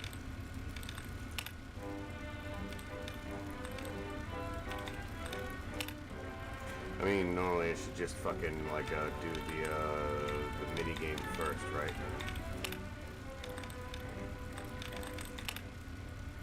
Good evening, ladies and gentlemen. From the Meridian Room in the Park Plaza Hotel in New York City, we bring you the music of Raymond Riccello and his orchestra.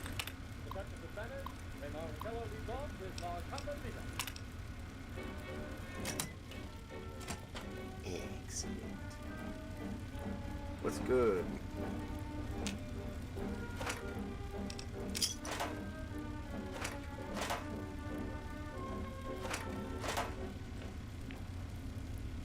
Ladies and gentlemen, we interrupt our program of dance music to bring you a special bulletin from the Intercontinental Radio News.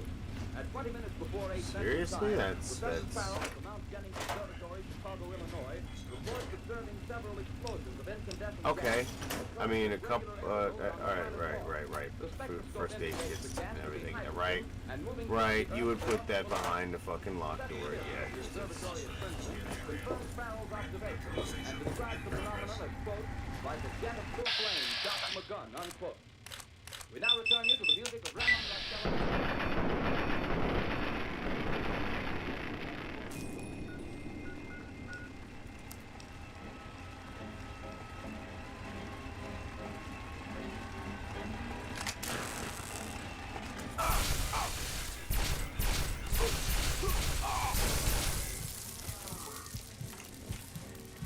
Woo! Almost lost that duel, ladies and gentlemen. That was very painful. But my opponent ended up the pile of ash like everybody else.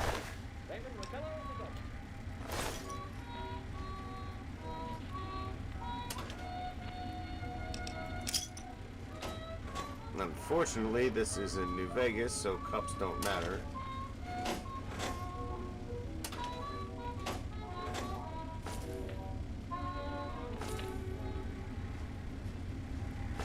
Ladies and gentlemen, following on the news given in our bulletin a moment ago, the Government Meteorological Bureau has requested the large observatories of the country to keep an astronomical watch on any That lovely, sexy big book of science. Yeah, buddy. We have arranged an interview with a noted astronomer, Professor Pearson, who will give us his views on this event. In a few Baltic moments, we will fan? take you to the Princeton Observatory at Princeton, New Jersey. We return you until then the music of Raymond Riccello and his orchestra. Wonder what you were doing with some shotgun shells in your desk. Maybe you're going hunting that weekend. Who knows?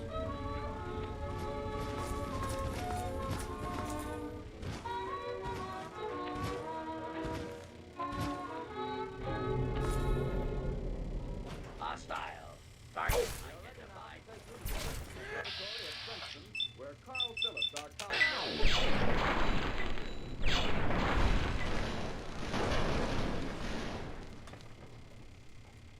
Good evening, ladies and gentlemen.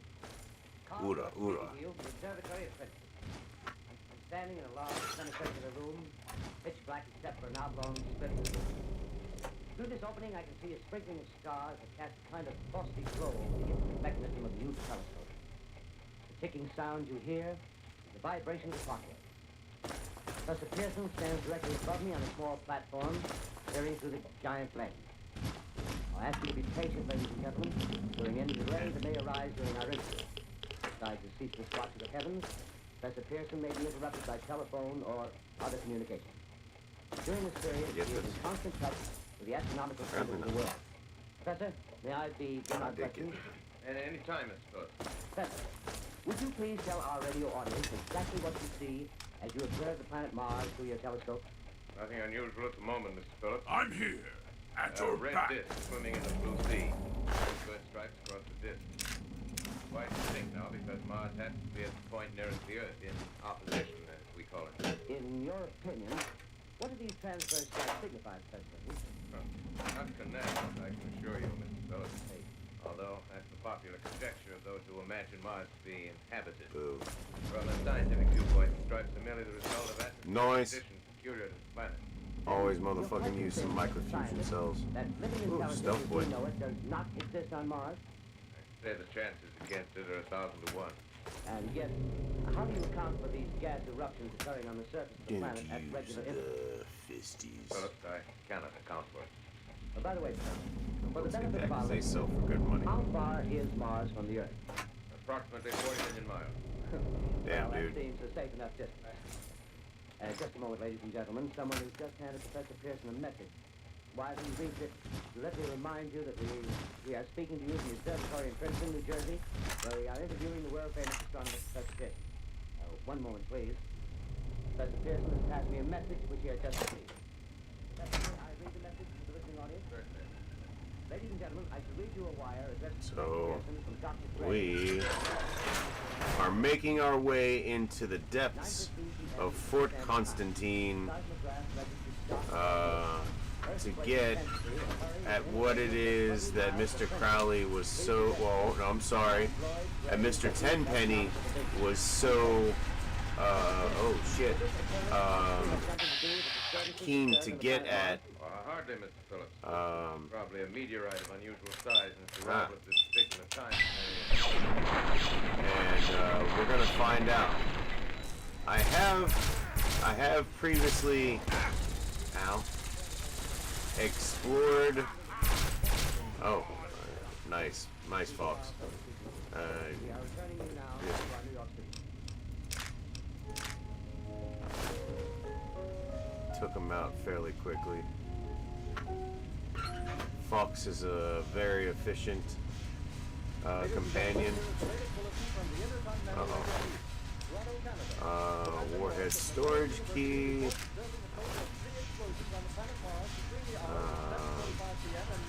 Gonna save that for a second. Now near home comes a special bulletin from Trenton, New Jersey. It is reported that at 8:30 p.m. a flaming object, believed to be a meteorite, fell on a farm in the neighborhood of Golden Mill, New Jersey, 17 miles. I will just lock. The sky was visible within a radius of several hundred miles. The noise of the impact was heard as far north as the distance. Come on. Don't be difficult, sweetheart. We'll have our commentator, Carl Phillips, give you a word picture of the scene as soon as Oh, come on, darling. In the meantime, we take you to the Hotel Martinet in Brooklyn, where Bobby Millett and his orchestra are also recording the Down Street. There we go. Alright.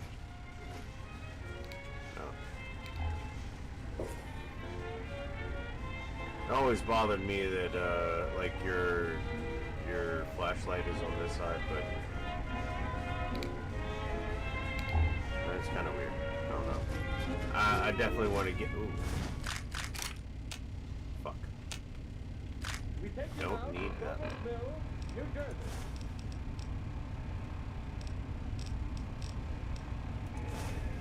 Ladies and gentlemen, this is Carl Phillips again, out of the Wilmot Farm, Golden Mill, New Jersey. Got 7 fucking stealth boys that I need to get rid of. Goddamn. Hardly know where to begin. And, Paint for you a word picture of a strange scene before my eyes, like something out of a modern Arabian night. needs to go. Well, I just got here. I hadn't had a chance to look around yet. I guess that's it. Yes, I guess that's the thing directly in front of me. Half buried in a vast pit. Something terrific for it. Around it, covered with splinters of tree. Don't need those. But I can see the object itself doesn't look very much like a meteor. At least not the meteors I've seen. It looks It's a more nice like armory, but it's not the armory I'm looking for. what would you say, Professor Pearson? What's that? What would you say? What's the diameter of the... About 30 yards. About 30 yards. Never on the TV. Well, I've never seen anything like it. The color is Okay, that's Dave's yellowish specialty. white. Curious spectators now are pressing close to the object in spite of the efforts of the police to keep it back. Getting in front of my line of vision again. Would you mind standing one side, please? While the police pushing the crowd back. Here's Mr. Wilmot, owner of the farm here. You may have some interesting facts to add. Mr. Wilmot, would you please tell the radio audience as much as you remember of this rather unusual visitor that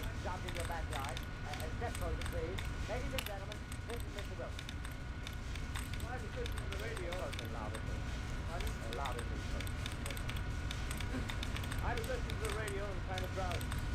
That professor fellow was talking about Mars. Well, I was half dozing. Yes, Mr. Wilmot, and then what happened? Well, I was saying, I was listening to the radio, No. kind of halfway. Yes, Mr. Wilmot. It's And still then you going saw to be... Not first off. I heard something. And what did you hear? Hissing sound like this. Kind of like 4th of July rockets. Yes, then what? I turned my head out the window and would have sworn I was sleeping, dreaming. Yes?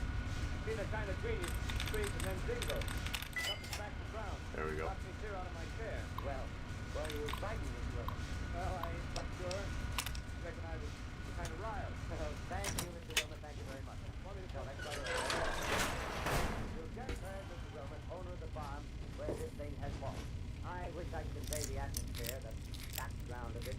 Fantastic scene. Hundreds of cars are parked in the field and back of it. The police are trying to rope off the roadway leading into the farm, but it's no use. Breaking right through. Cars Here's a question for an enormous spotlight on the pit where the object has buried. Now, some of the more daring souls now are venturing near the edge. Their silhouettes stand out against the level field. One man wants to touch the thing. He's having an argument with the policeman. Now, the policeman wins. Now, ladies and gentlemen, there's something I haven't mentioned in all this excitement, but it's becoming more distinct. Perhaps you've caught it already on your radio. Listen, please. Do you hear it? Furious humming sound that seems to come from inside the object. I'll move the microphone nearer. Here. Now, we're not more than 25 feet away. Can you hear it now? Professor Pearson. Yes?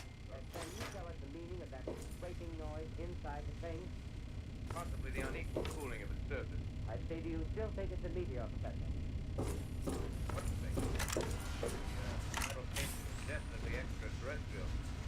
Not found on this Earth. Friction with the Earth's atmosphere usually tears holes in the meteorite. Holes. See it, Something's happening.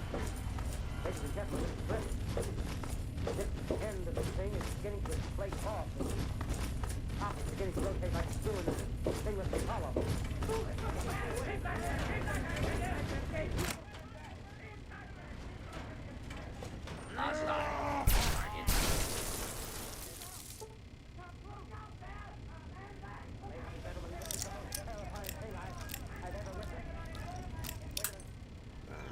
Someone calling someone or something. I see turning out of that black hole through a luminous pit. The eyes might be a face, might be almost heaven. Fuck. Something wriggling out of the shadow like a gray snake. Now it's another one, and another one, and another one. There we go. Like tentacles to me. I can see the thing's body now. It's large. Okay, so this is the maintenance closet. Glistens like wet leather, but hey, ladies and gentlemen, this is Straddles. I can hardly force myself to keep looking at it. It's awful. Its eyes are black, seem like a serpent in the mouth is a kind of V-shape. It's alive and dripping from its grimless lips. You see the quivered pulsate monster or whatever it is can hardly move. Seems weighed down by possibly gravity or something. The thing rising up now and the cloud falls back at 8:20. This is what it's not here. It's very Joe like. Mini Gnome sitting out here in the open. Hostile activity. Full force authorized for all units.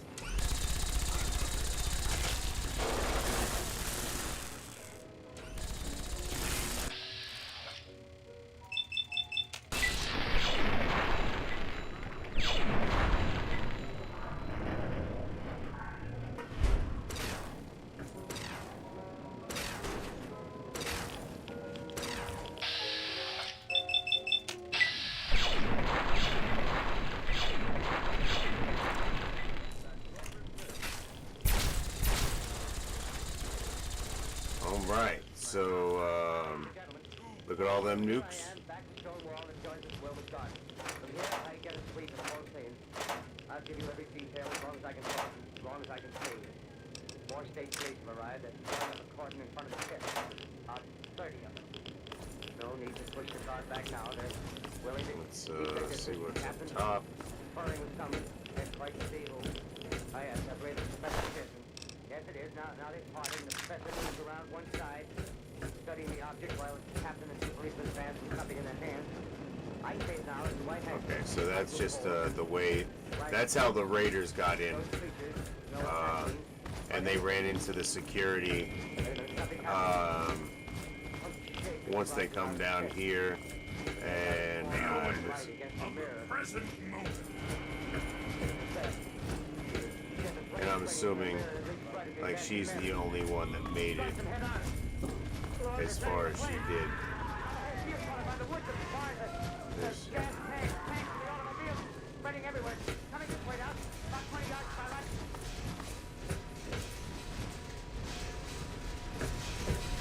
Ladies and gentlemen, due to circumstances beyond our control, we are unable to continue the broadcast from Grover's Mill. Evidently, there's some difficulty with our field transmission.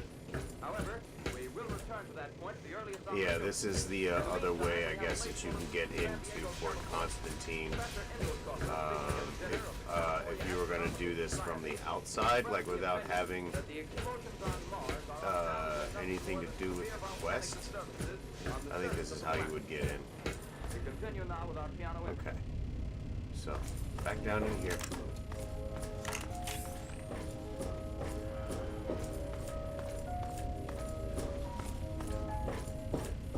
Ladies and gentlemen, I have just been handed a message that came in from Grover's Mill by telephone. Just one moment, please. At least 40 people, including 6 state troopers, lie dead in a field.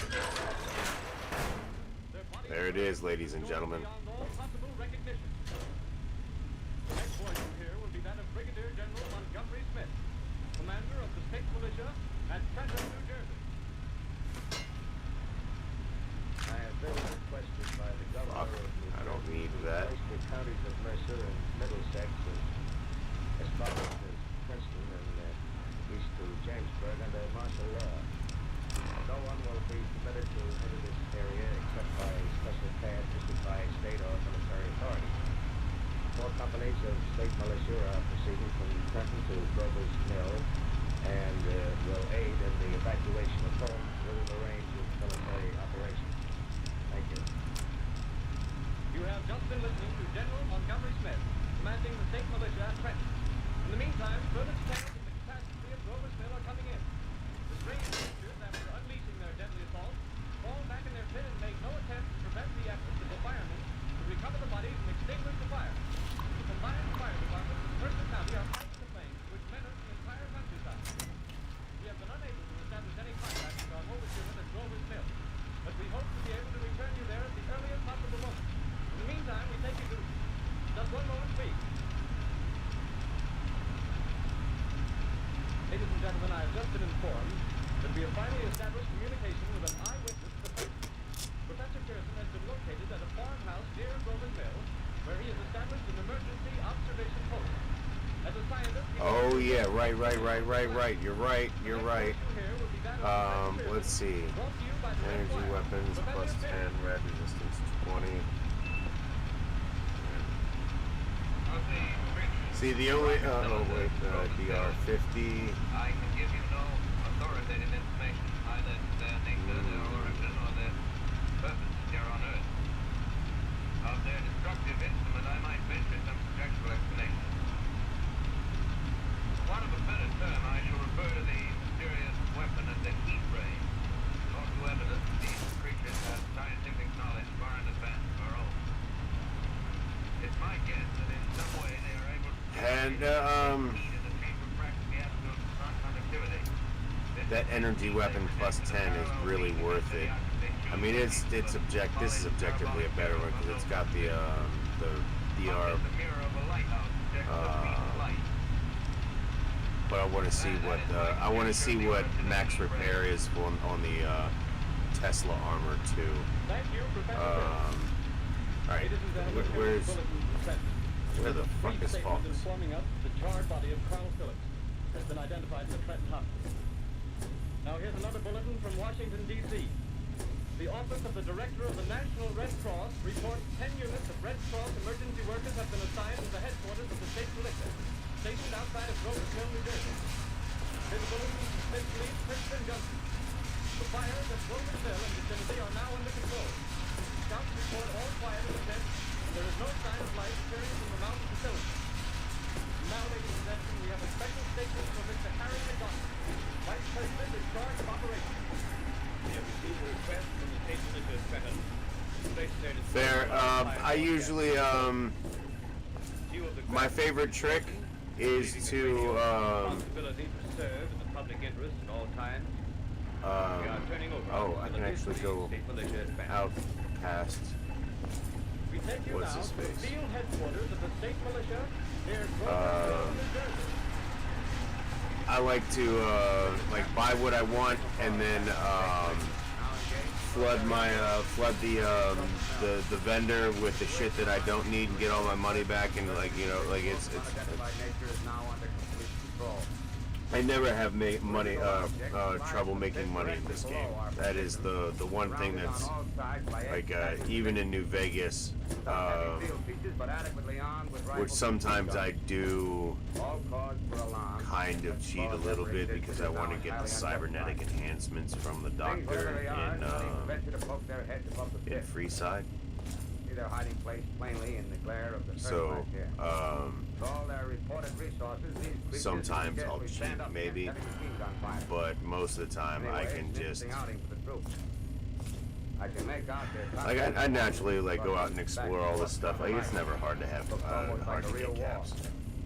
There appears to be some thank slight God. smoke in the woods bordering Millstone River. Probably fire started by campers. Well, you ought to see some action soon. Let's One of the gut companies waddle is our deploying on the way left flank.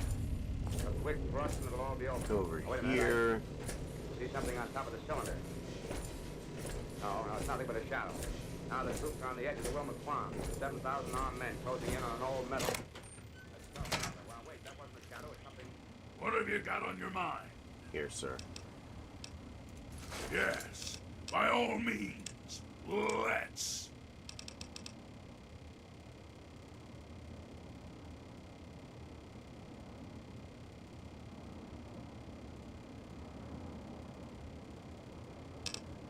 Let's give him the Tesla armor. Because I want to be Nice. I want to be wearing the full set. Now you win. I got me back. Oh. Too far. The battle which took place tonight at Grover Mills has ended in one of the most startling defeats ever suffered by an army in modern times.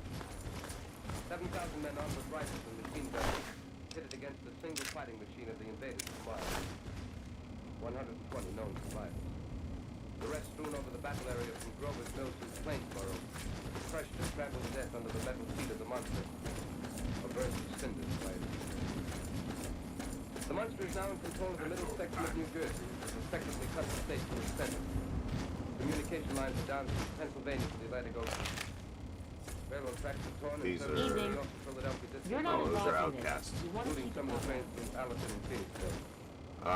This Highways to the north, south, right and west here are clogged with frantic is a human place traffic. that we still need to go to. Police and army reserves are unable to control the mad flight. By morning, the fugitives will have swung Philadelphia, Camden, and Trenton. Sometimes I'm okay at making the caps and the money. Sometimes not so good at making the money. At this time, we take you to But, Washington for a special broadcast you know, on the national emergency. It's gotten a little bit better. Secretary of the Interior.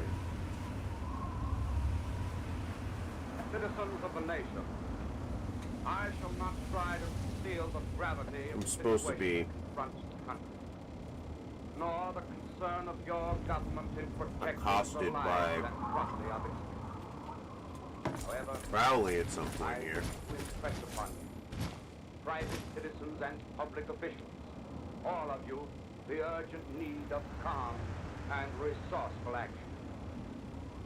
Fortunately, this formidable enemy Wonder if those are Enclave is still soldiers over there. confined to a comparatively small area, and we may place our faith in the military forces to keep them there.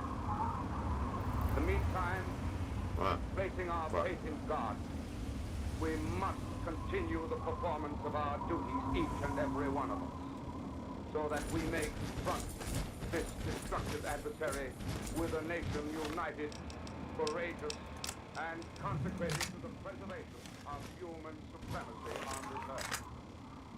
I thank you. They are. You Concerned have about just this. heard the Secretary of the Interior speaking from Washington. Fuck. The War of the Worlds by H.G. Wells, starring Orson Welles at the Mercury Theater on the Air. Yeah, Satcom array NN03D.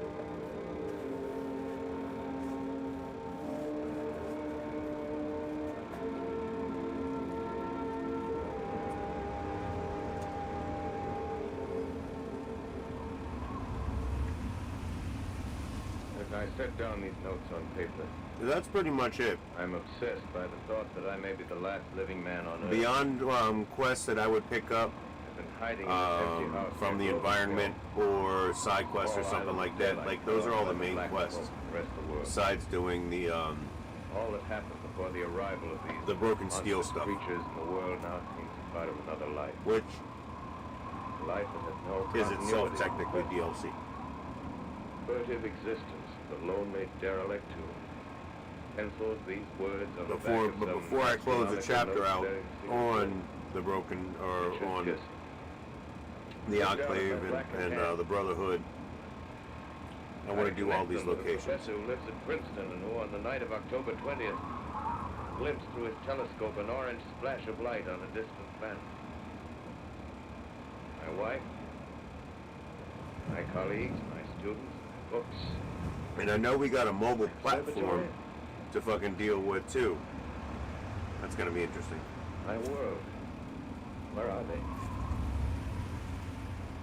Did they ever exist? Am I Richard Pierce? What day is it? Do days exist without calendars? Does time pass when there are no human hands left to watch the clock? Writing down my daily life, I tell myself I shall preserve human history between the dark covers of this little book meant to record the movement of the stars. To write, I must live. I must live. I must eat. Find moldy bread in the kitchen, an orange, enough food to spoil, to swallow. Keep watch for women. Time to time, I catch sight of a Martian above the black smoke. Smoke still holds the house in its black coil, but That is an enclave. makes a hissing sound, and suddenly I see a Martian.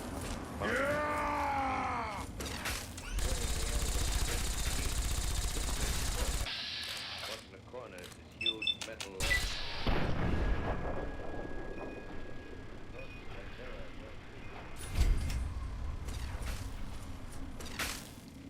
What? Sun streams from the window. Black snowstorm. Away to the road.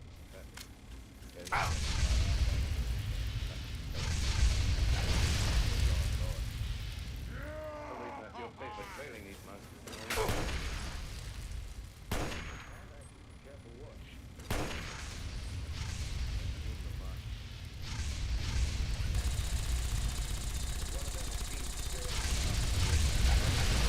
Oh, is there one up there? No, just somebody throwing motherfucking.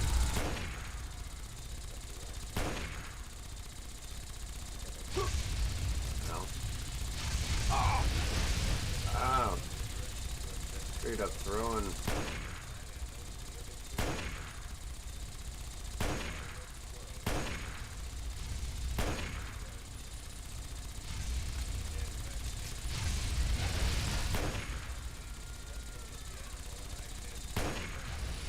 Oh, come on.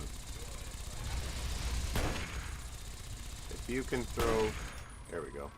Dead cows in a brackish field beyond the charred ruins of a dairy. That was painful. They stand guard over the wasteland like a lighthouse. Deserted by the sea. Tried the silo, purchased a Weatherhawk, the arrow. Points north. North. Next day I come to a city. City vaguely familiar in its contours, yet its buildings strangely dwarfed and leveled off.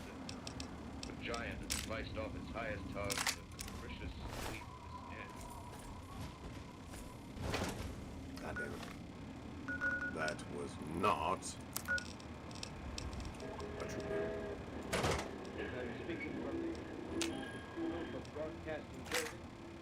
I'm speaking to a room of broadcasting building, New York City. The bells you hear are ringing, warn people to evacuate the city as Martians approach. Estimated in the last 2 hours, 3 million people have moved out along the road to dawn. Hutchinson River Parkway is still kept open for motor traffic. Boyd bridges to Long Island, hopelessly jammed. All communication with Jersey Shore closed 10 minutes ago. No more defenses. Our army is wiped out. Patrol's gonna come back and find that they're like, all this shit's wrecked. Everything wiped out. Maybe the last broadcast. We'll stay here to the end. People are holding service here below us, the cathedral. Now I look down the harbor, all manner of boats, overloaded with fleeing population, pulling out from docks. Streets are all jammed. Noise in crowds like New Year's Eve in the city.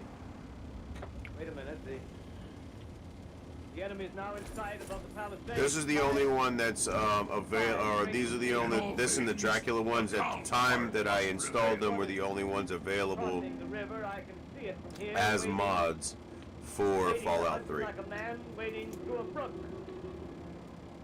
A bulletin is handed me. Martian cylinders are falling all over the country. One outside of Buffalo, one in seem to be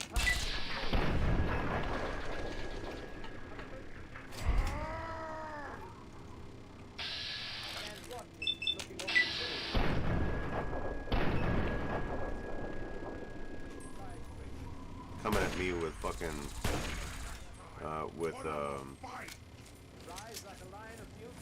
with rippers. Now they're lifting their metal hands. This is the end now. He had a beer. He was rocking it in the wasteland. Smoke drifting over the city. People in the streets see it now. They're running from the East River, thousands of them. Dropping in like rats. Now the smoke spreading faster as it reaches Times Square. People are trying to run away from it, but it's no use. They're falling like flies. Now the smoke Fifth Avenue. Oh, snap! It's 50 feet.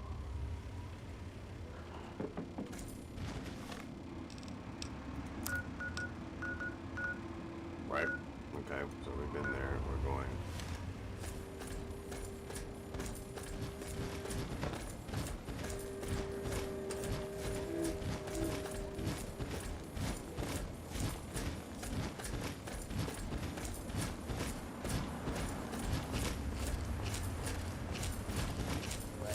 Well, calling, stay killed. Direct, Durrell, calling, stay killed. Direct, Durrell, calling, stay killed, New York. Is there anyone on the air? There are times that Is there anyone on the air? Isn't there anyone? Direct, Durrell. the primal part of me, pulling me away. You are listening to a CBS presentation of Orson Welles and the Mercury Theatre on the Air in an original dramatization of The War of the Worlds by H.G. Wells. Performance will continue after a brief intermission. This is the Columbia Broadcasting System. The War of the Worlds, starring Orson Welles and the Mercury Theatre on the Air.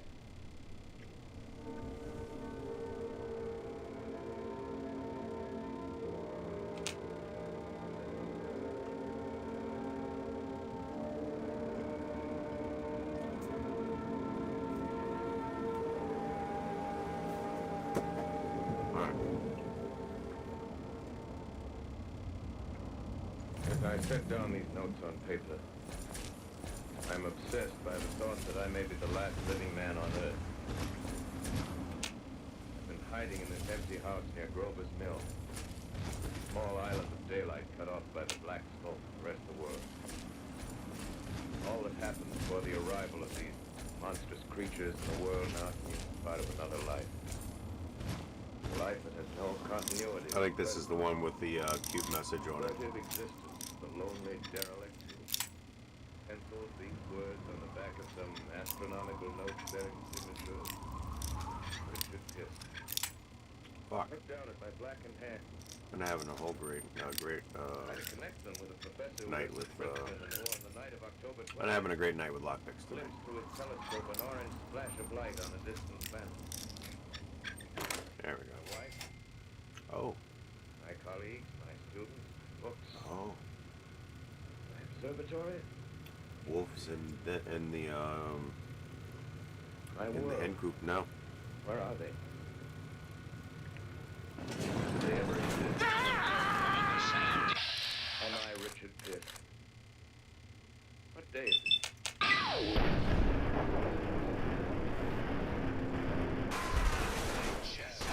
Human hands left to wind the clock.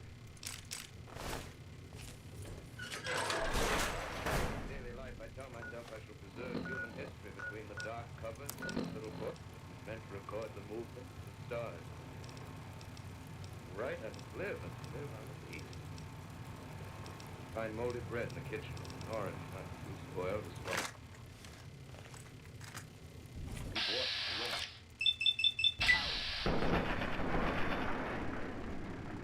Marsh above the black smoke. Smoke still holds the house in its black oil. Sorry, folks. Sorry. Makes a hissing sound, and suddenly I see a Martian mounted on his machine. No. Spraying the air with a jet of steam in this big smoke. I'm watching a corner as his huge metal legs nearly brush against the house. Exhausted by terror, I fall asleep. Morning. Sun streams from the window. Black cloud of gas is lifted and scorched meadows north looks as though a black snowstorm is set. I venture from the house and make my way to a road with traffic. In their wrecked car, baggage overturned, like a skeleton. It Push might on be north. time to take a For some reason I feel and I keep a careful watch. I've seen the Martians eat. I'm ready to fling myself flat on the earth. Come to a chestnut tree. Chestnuts are ripe. Fill my pocket. Fine. 2 days I wander in a vague northerly direction through a desolate world. Finally I noticed a living creature. A small red squirrel in a beech tree. I stare at him and wonder. He stares back at me. I believe at that moment the animal and I shared the same emotion. Joy of finding another living being. Push on north. I find dead cows in a brackish field and beyond the charred ruins of a dairy silo. Things stand guard up in the wasteland like a light up.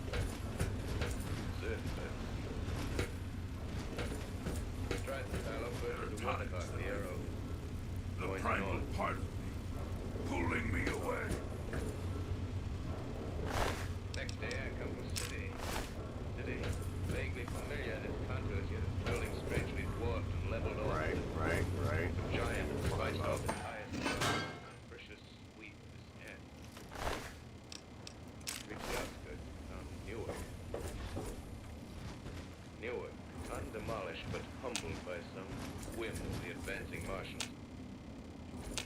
Presently, with an odd feeling of being watched, I caught sight of something crouching in a doorway. I made a step toward it.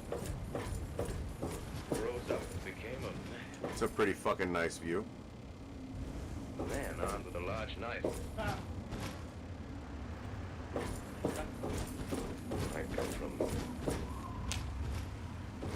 many places. A long time ago from Princeton.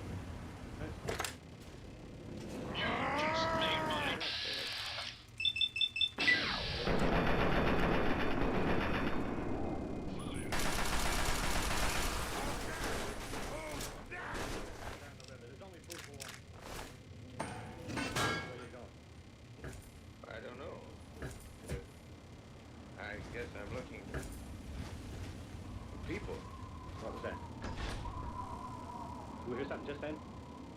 No, only a bird. A live bird. Get to know that birds have shadows these days. Hey, we're in the open. Let's crawl in this doorway here and talk. Have you seen any Martians? Even though it's simulated fucking great height, it still makes my fucking nuts Tonight, fucking the twinge. sky's alive with their lights, just as if people were still living. Daylight, you can't see them. 5 days ago, a couple of them carried something big across the flats from the airport. I think they're learning how to fly. Let's see. Fly. Yeah, fly. In relation to DC. That's all Oh, over we're with quite a humanity. ways off. But we are, and that is the Strangers, direction you and I. DC would be in. 2 of us left. They got themselves in solid. They wrecked the greatest country in the world. Those green stars, they're probably falling somewhere every night. They've only lost one machine. There isn't anything to do. We're done. We're licked.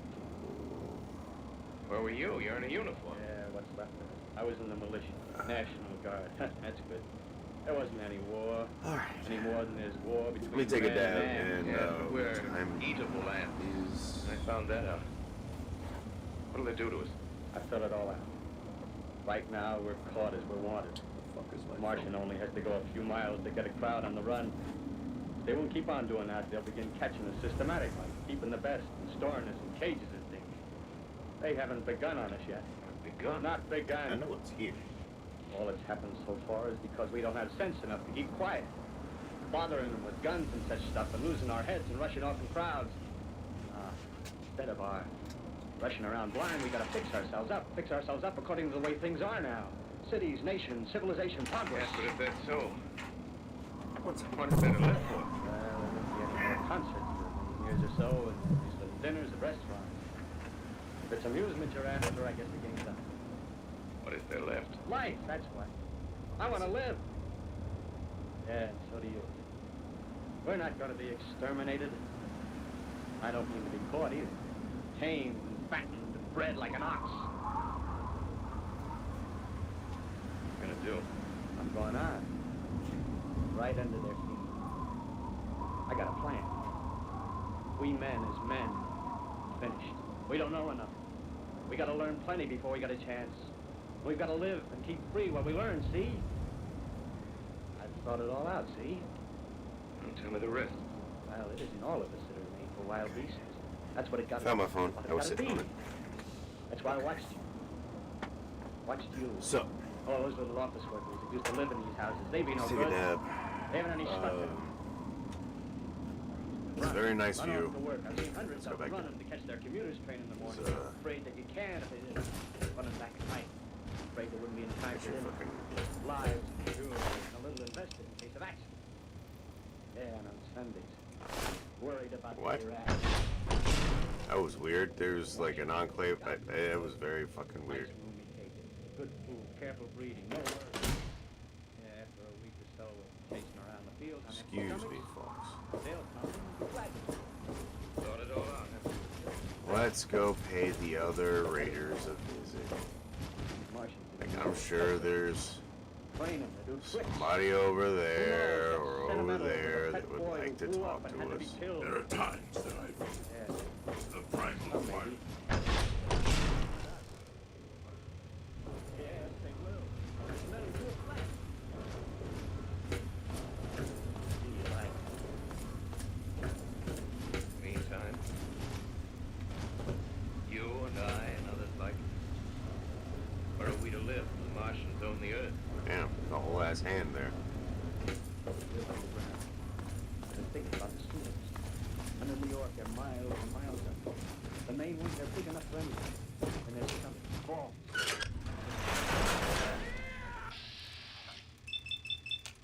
Surprise, motherfucker! Out. As you meant me. You a chance. One for it. Let's boogie.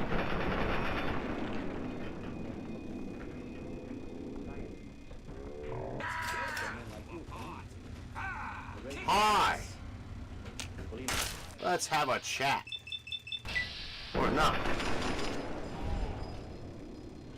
Now try and hide from them! Heat ray right and left. Not a Martian in it. Not a Martian in it, see? But men who've learned the way how. Maybe in our time. Gee. Imagine having one of them lovely things with a heat ray wide and free. We turn it on Martians, we turn it on men. We bring everybody down on their knees. That's your plan. In all things, Oh, they were calm heart definitely making some chems over here. We don't know where. Mm-hmm. I see. Hey. Hey, what's the matter? I'll just Where you going? confiscate these in the name of justice. Right, And the American way. Artilleryman. The Holland Tunnel enters that silent jewel. Anxious to know It's the not fate like of the country you'll on the be other side of the Hudson. needing these anyway. Cautiously, I came out of the Tidy tunnel and made profit. my way up Canal Street. Reached 14th Street and again. Black What's that all about, several sir? Bodies and evil. Ominous smell from the gratings of the cellars. Blood and gore smeared everywhere, you filthy animals. Stood alone on Times Square. Outside of a lean dog running down 7th Avenue. Dark brown features. Packed starving monsters. Made a wide circle around me so he feared I And might prove anybody at Tenpenny Tower has any kind of motherfucking comment on ghouls? Oh, come on, bro. strange. Now this This is cool as fuck. You stay right the fuck there. You do not come over in here and like ruin the physics on everything, alright? Look at That's this. a shooting gallery where a row of empty guns faces an arrested line. Make of sure wooden I ducks. don't ruin the Yeah, fucking Columbus physics Circle. on everything. Noticed models of 1939 motor cars in the showrooms facing empty streets. Look at this, guys. Over the top of the General Motors building, I watched a flock of Look black at birds these. circling the sky. Isn't that glorious? Suddenly, I caught sight of the hood of a Martian machine, standing somewhere in Central Park, gleaming in the late afternoon sun. Same idea. I rushed recklessly across Columbus Circle and into the park. I climbed a small hill above the pond at 60th Street. From there, I could see standing in a silent row along the mall. It looks 19 so of those cool. Great metal. I don't want to ruin it. Empty, their steel arms hanging listlessly by their sides. I looked in vain for the monsters that inhabit those machines. Suddenly, my eyes were attracted to the immense black birds that hovered directly below me. They circled to the ground. And there before my eyes, That poor guard. lay the Martians with the hungry birds pecking and tearing brown shreds of flesh. Their dead bodies. Later, when their bodies were examined in laboratories, it was found that they were killed by the putrefactive and disease things against which their systems were unprepared. This is where they come to drink. Plain, after all, man. Not the safest fucking place with all these fucking Thing of God, as wisdom is put above holes and shit everywhere, but oh, there is a general walkway persuasion through all the deep space. to the other one, which is Beyond very the petty helpful. surface of our minute sphere. Now we see further. Maybe we can take care of everything we need to Conjured up in my before we mind. settle for the night. Slowly from this little seedbed of the solar system throughout the inanimate vastnesses of sidereal space. Remote dream. Maybe the destruction of the Martians is only a retreat. For them, enough. Come on, boy. Avon calling. Okay! Strange enough, in my peaceful study.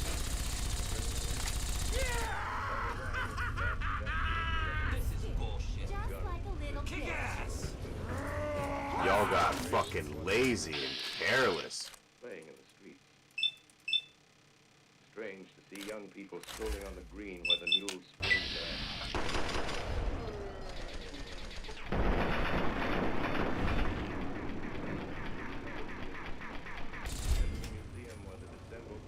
Motherfucking laser gatling going ta ta ta ta ta ta ta ta. Strange when I recall the time when I first saw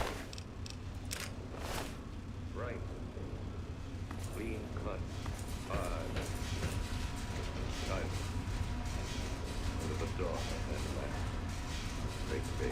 until I go to assault Evergreen Mills. That's gonna be spectacular.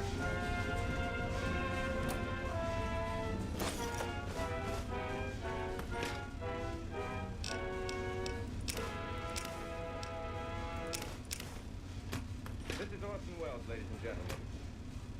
Out of character, to assure you that the War of the Worlds has no further significance than as the holiday offering it was intended to be. The Mercury Theater's own radio version of dressing up in a sheet and jumping out of a bush and saying boo.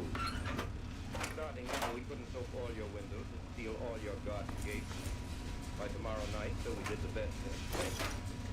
We annihilated the world before your very ears and utterly destroyed the CBS. You will be relieved, I hope, to learn that we didn't mean it, and that both institutions are still open for business. So goodbye, everybody, and remember, please, for the next day or so, the terrible lesson you learned tonight. That glowing, globular invader of your living room is an inhabitant of the pumpkin patch. Your doorbell rings and nobody's there. That was no Martian. It's Halloween. Was that all there was to be plundered? Or is there... And it goes out.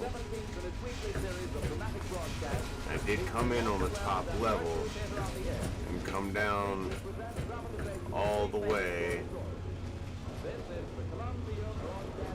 Yeah. That's the SATCOM array towers. In one go. It's the War of the Worlds by H.G. Wells. Alright. Look at that red fucking glow.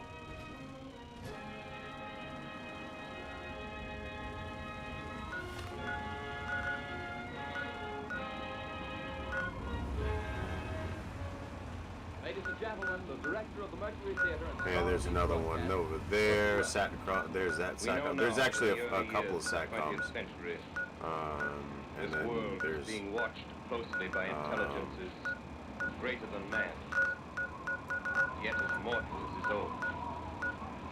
We know now that as human beings busy themselves about their various concerns, they were scrutinized and studied, perhaps almost as narrowly as a man with a microscope. I remember coming across another... transient creatures Maybe it's... swarm and multiply in a drop of water.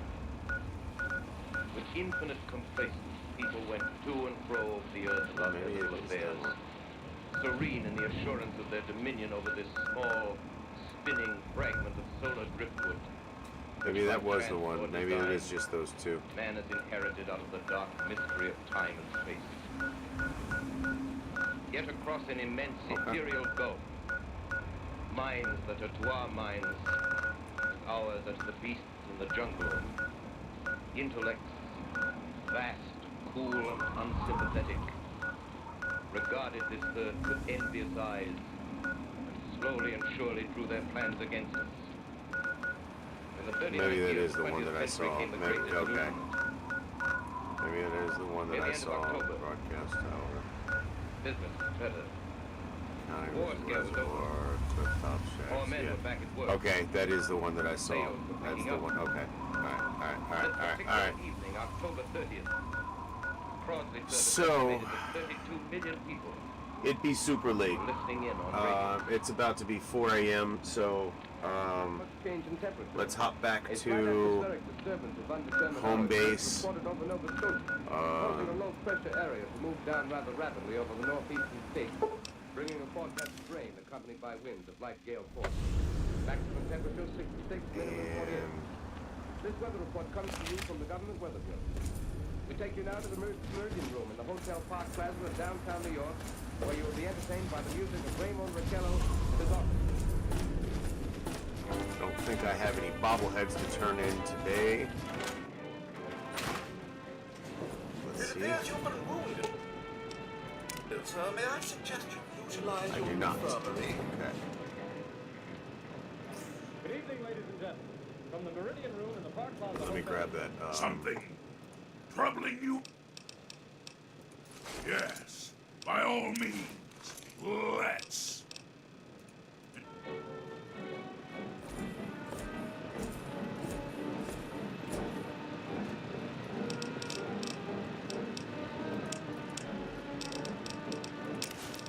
So I'm gonna rock the test or the T51B for a while, just because it's my new toy.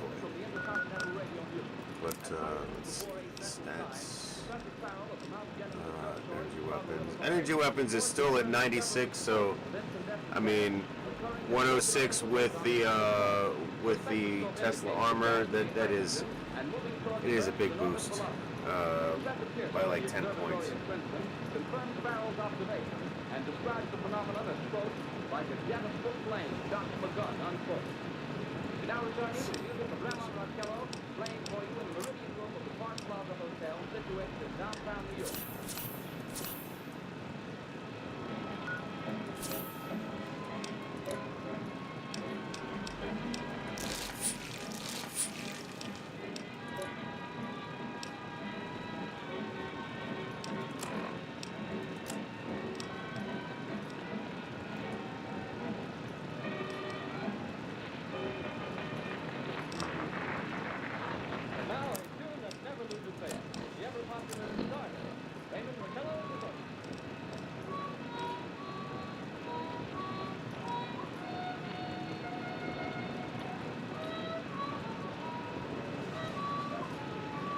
I could take that perk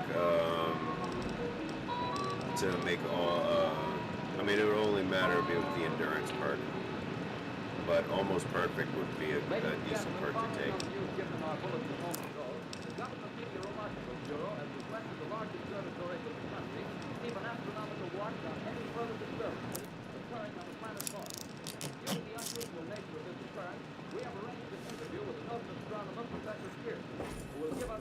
On this event. In a few moments, we will take you to the Princeton Observatory at Princeton, New Jersey. We return you until then, the music of Ramon Rockello and his orchestra. That beautiful antique T-51 winterized power armor. Surprised Crowley didn't come after me.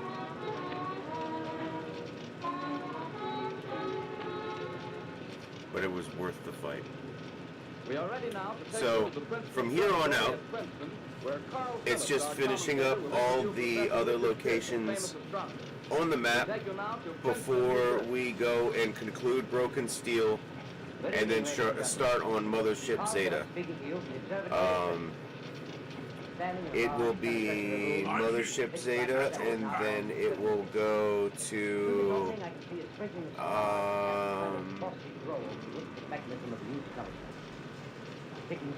yeah, probably gonna go to Point Lookout after that, because I don't really want to fucking.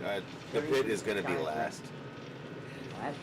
We're gonna go rescue some slaves, take down some bad people, fight some trolls, some troglodytes, excuse me, that look very similar to the troglodytes, I think, from World of Warcraft back in the day. But red disc swimming in the blue sea. we'll do that. I'm not sure if my cousin has to work tomorrow night or not. That shit's erratic these days. But I'll probably stream tomorrow night if I'm not exhausted from the entire day. Because I don't have to do anything on Monday, which is probably, yeah, seems like a likely day for me. And yet, how do you account for these gas eruptions occurring on the surface of the planet at regular intervals? I cannot account for it. By the way, Professor, for the benefit of our listeners, how far is Mars? A lot of shit going down. Approximately 40 million. Look at that. Look at that fucking power armor helmet. That shit looks fucking tight. Just a moment, ladies and gentlemen. Someone has just handed Professor Pearson That's an a old message. school one for you. While he reads it, Let me remind you that we are speaking to you from the Observatory of Princeton, New Jersey. Let's do a dab real quick, and then I'll let you guys go. One moment, please. Thank you, everyone who dropped by. If you would like to see everything else, everything is available on the YouTube channel in one convenient playlist. Go check it out from start to finish. And I will be adding to it until the completion of Fallout 3. And we move on to something else. I do have some other things up there as well. I have a couple playlists. There's one for Oblivion Remastered. And I'm going to be redoing a playthrough on Cyberpunk from the beginning. They're talking about releasing new DLC or something like that. So we'll see what happens there. I still have to finish Phantom Liberty. So there's that too.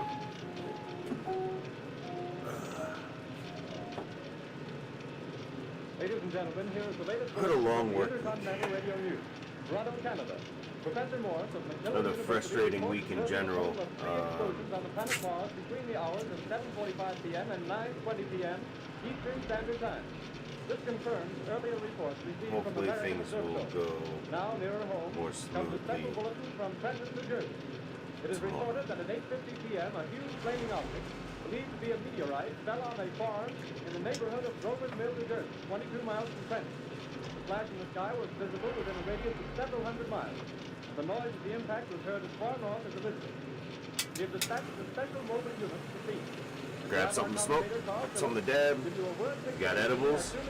Grab one of those. We're about to end this right. Where Bobby Millett and his orchestra are offering a program of dance music. And honestly, tomorrow evening or Monday or whatever, we can, like, I've already been taking them by quadrants. I've already got, like, this side done. We've got that whole side to do. I guess we can start with that side tomorrow or whenever. Work our way down to the southwest quadrant, and then slowly work our way inward into the end. And once we finish our last locations, then we'll go and we'll conjure Mothership Zeta and go fucking get ourselves a fucking spaceship. Because canonically, at the end of this motherfucker, you own a spaceship. If you don't already know the ending to Mothership Zeta. That shit's fucking ripper. It was pretty good. That's the diameter of, what would you say, Professor Jensen? What's that? What would you say, what's the diameter of this? About 30 yards. About 30 yards. The metal on the sheet is, well, I've never seen anything like it. The color is sort of yellowish white. It's curious. Spectators now are pressing close to the object in spite of the efforts of the police to keep it back. Getting in front of my line of vision. Would you mind... They find out motherfucking,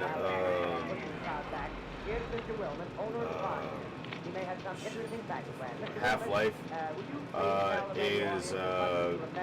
Half-life starts because somebody like you fucking gave them the business, and they never forgot it, and they came back to give it, take another shot at an alternate Earth.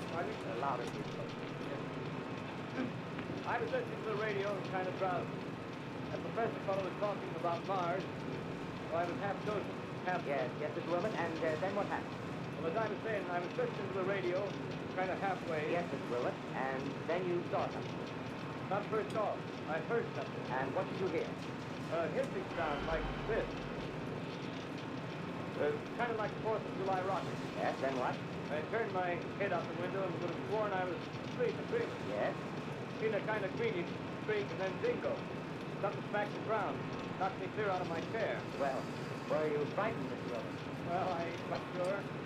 reckon I was kind of riled. Well, thank you, Mr. Wilmer. Thank you very much. No, that's quite all right. That's plenty. Ladies and gentlemen, you've just heard Mr. Wilmer, owner of the farm where this thing has fallen.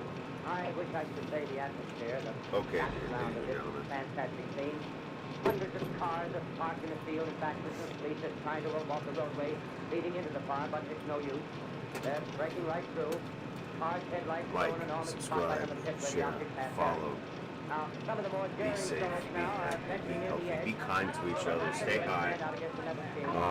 One man wants to touch a thing. I love you all. Now the policeman wins. Take care of yourselves, be kind to yourselves. Self-care is important. Smile. Give somebody a hug. Chances are they might need it. Even if they don't, they might have, they probably appreciate that. But consent first, always. Now, we're not more than 20.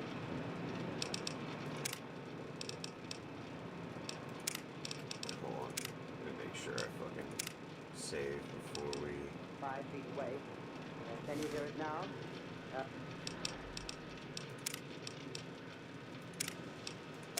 I know it saved right as I entered the house, but...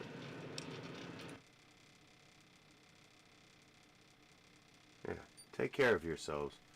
I will see you tomorrow night, or I will see you Monday night, or maybe Monday. I don't know if I'm not doing anything Monday, or if I can manage to get on in the early afternoon. I will see you, but I will probably see you at some point.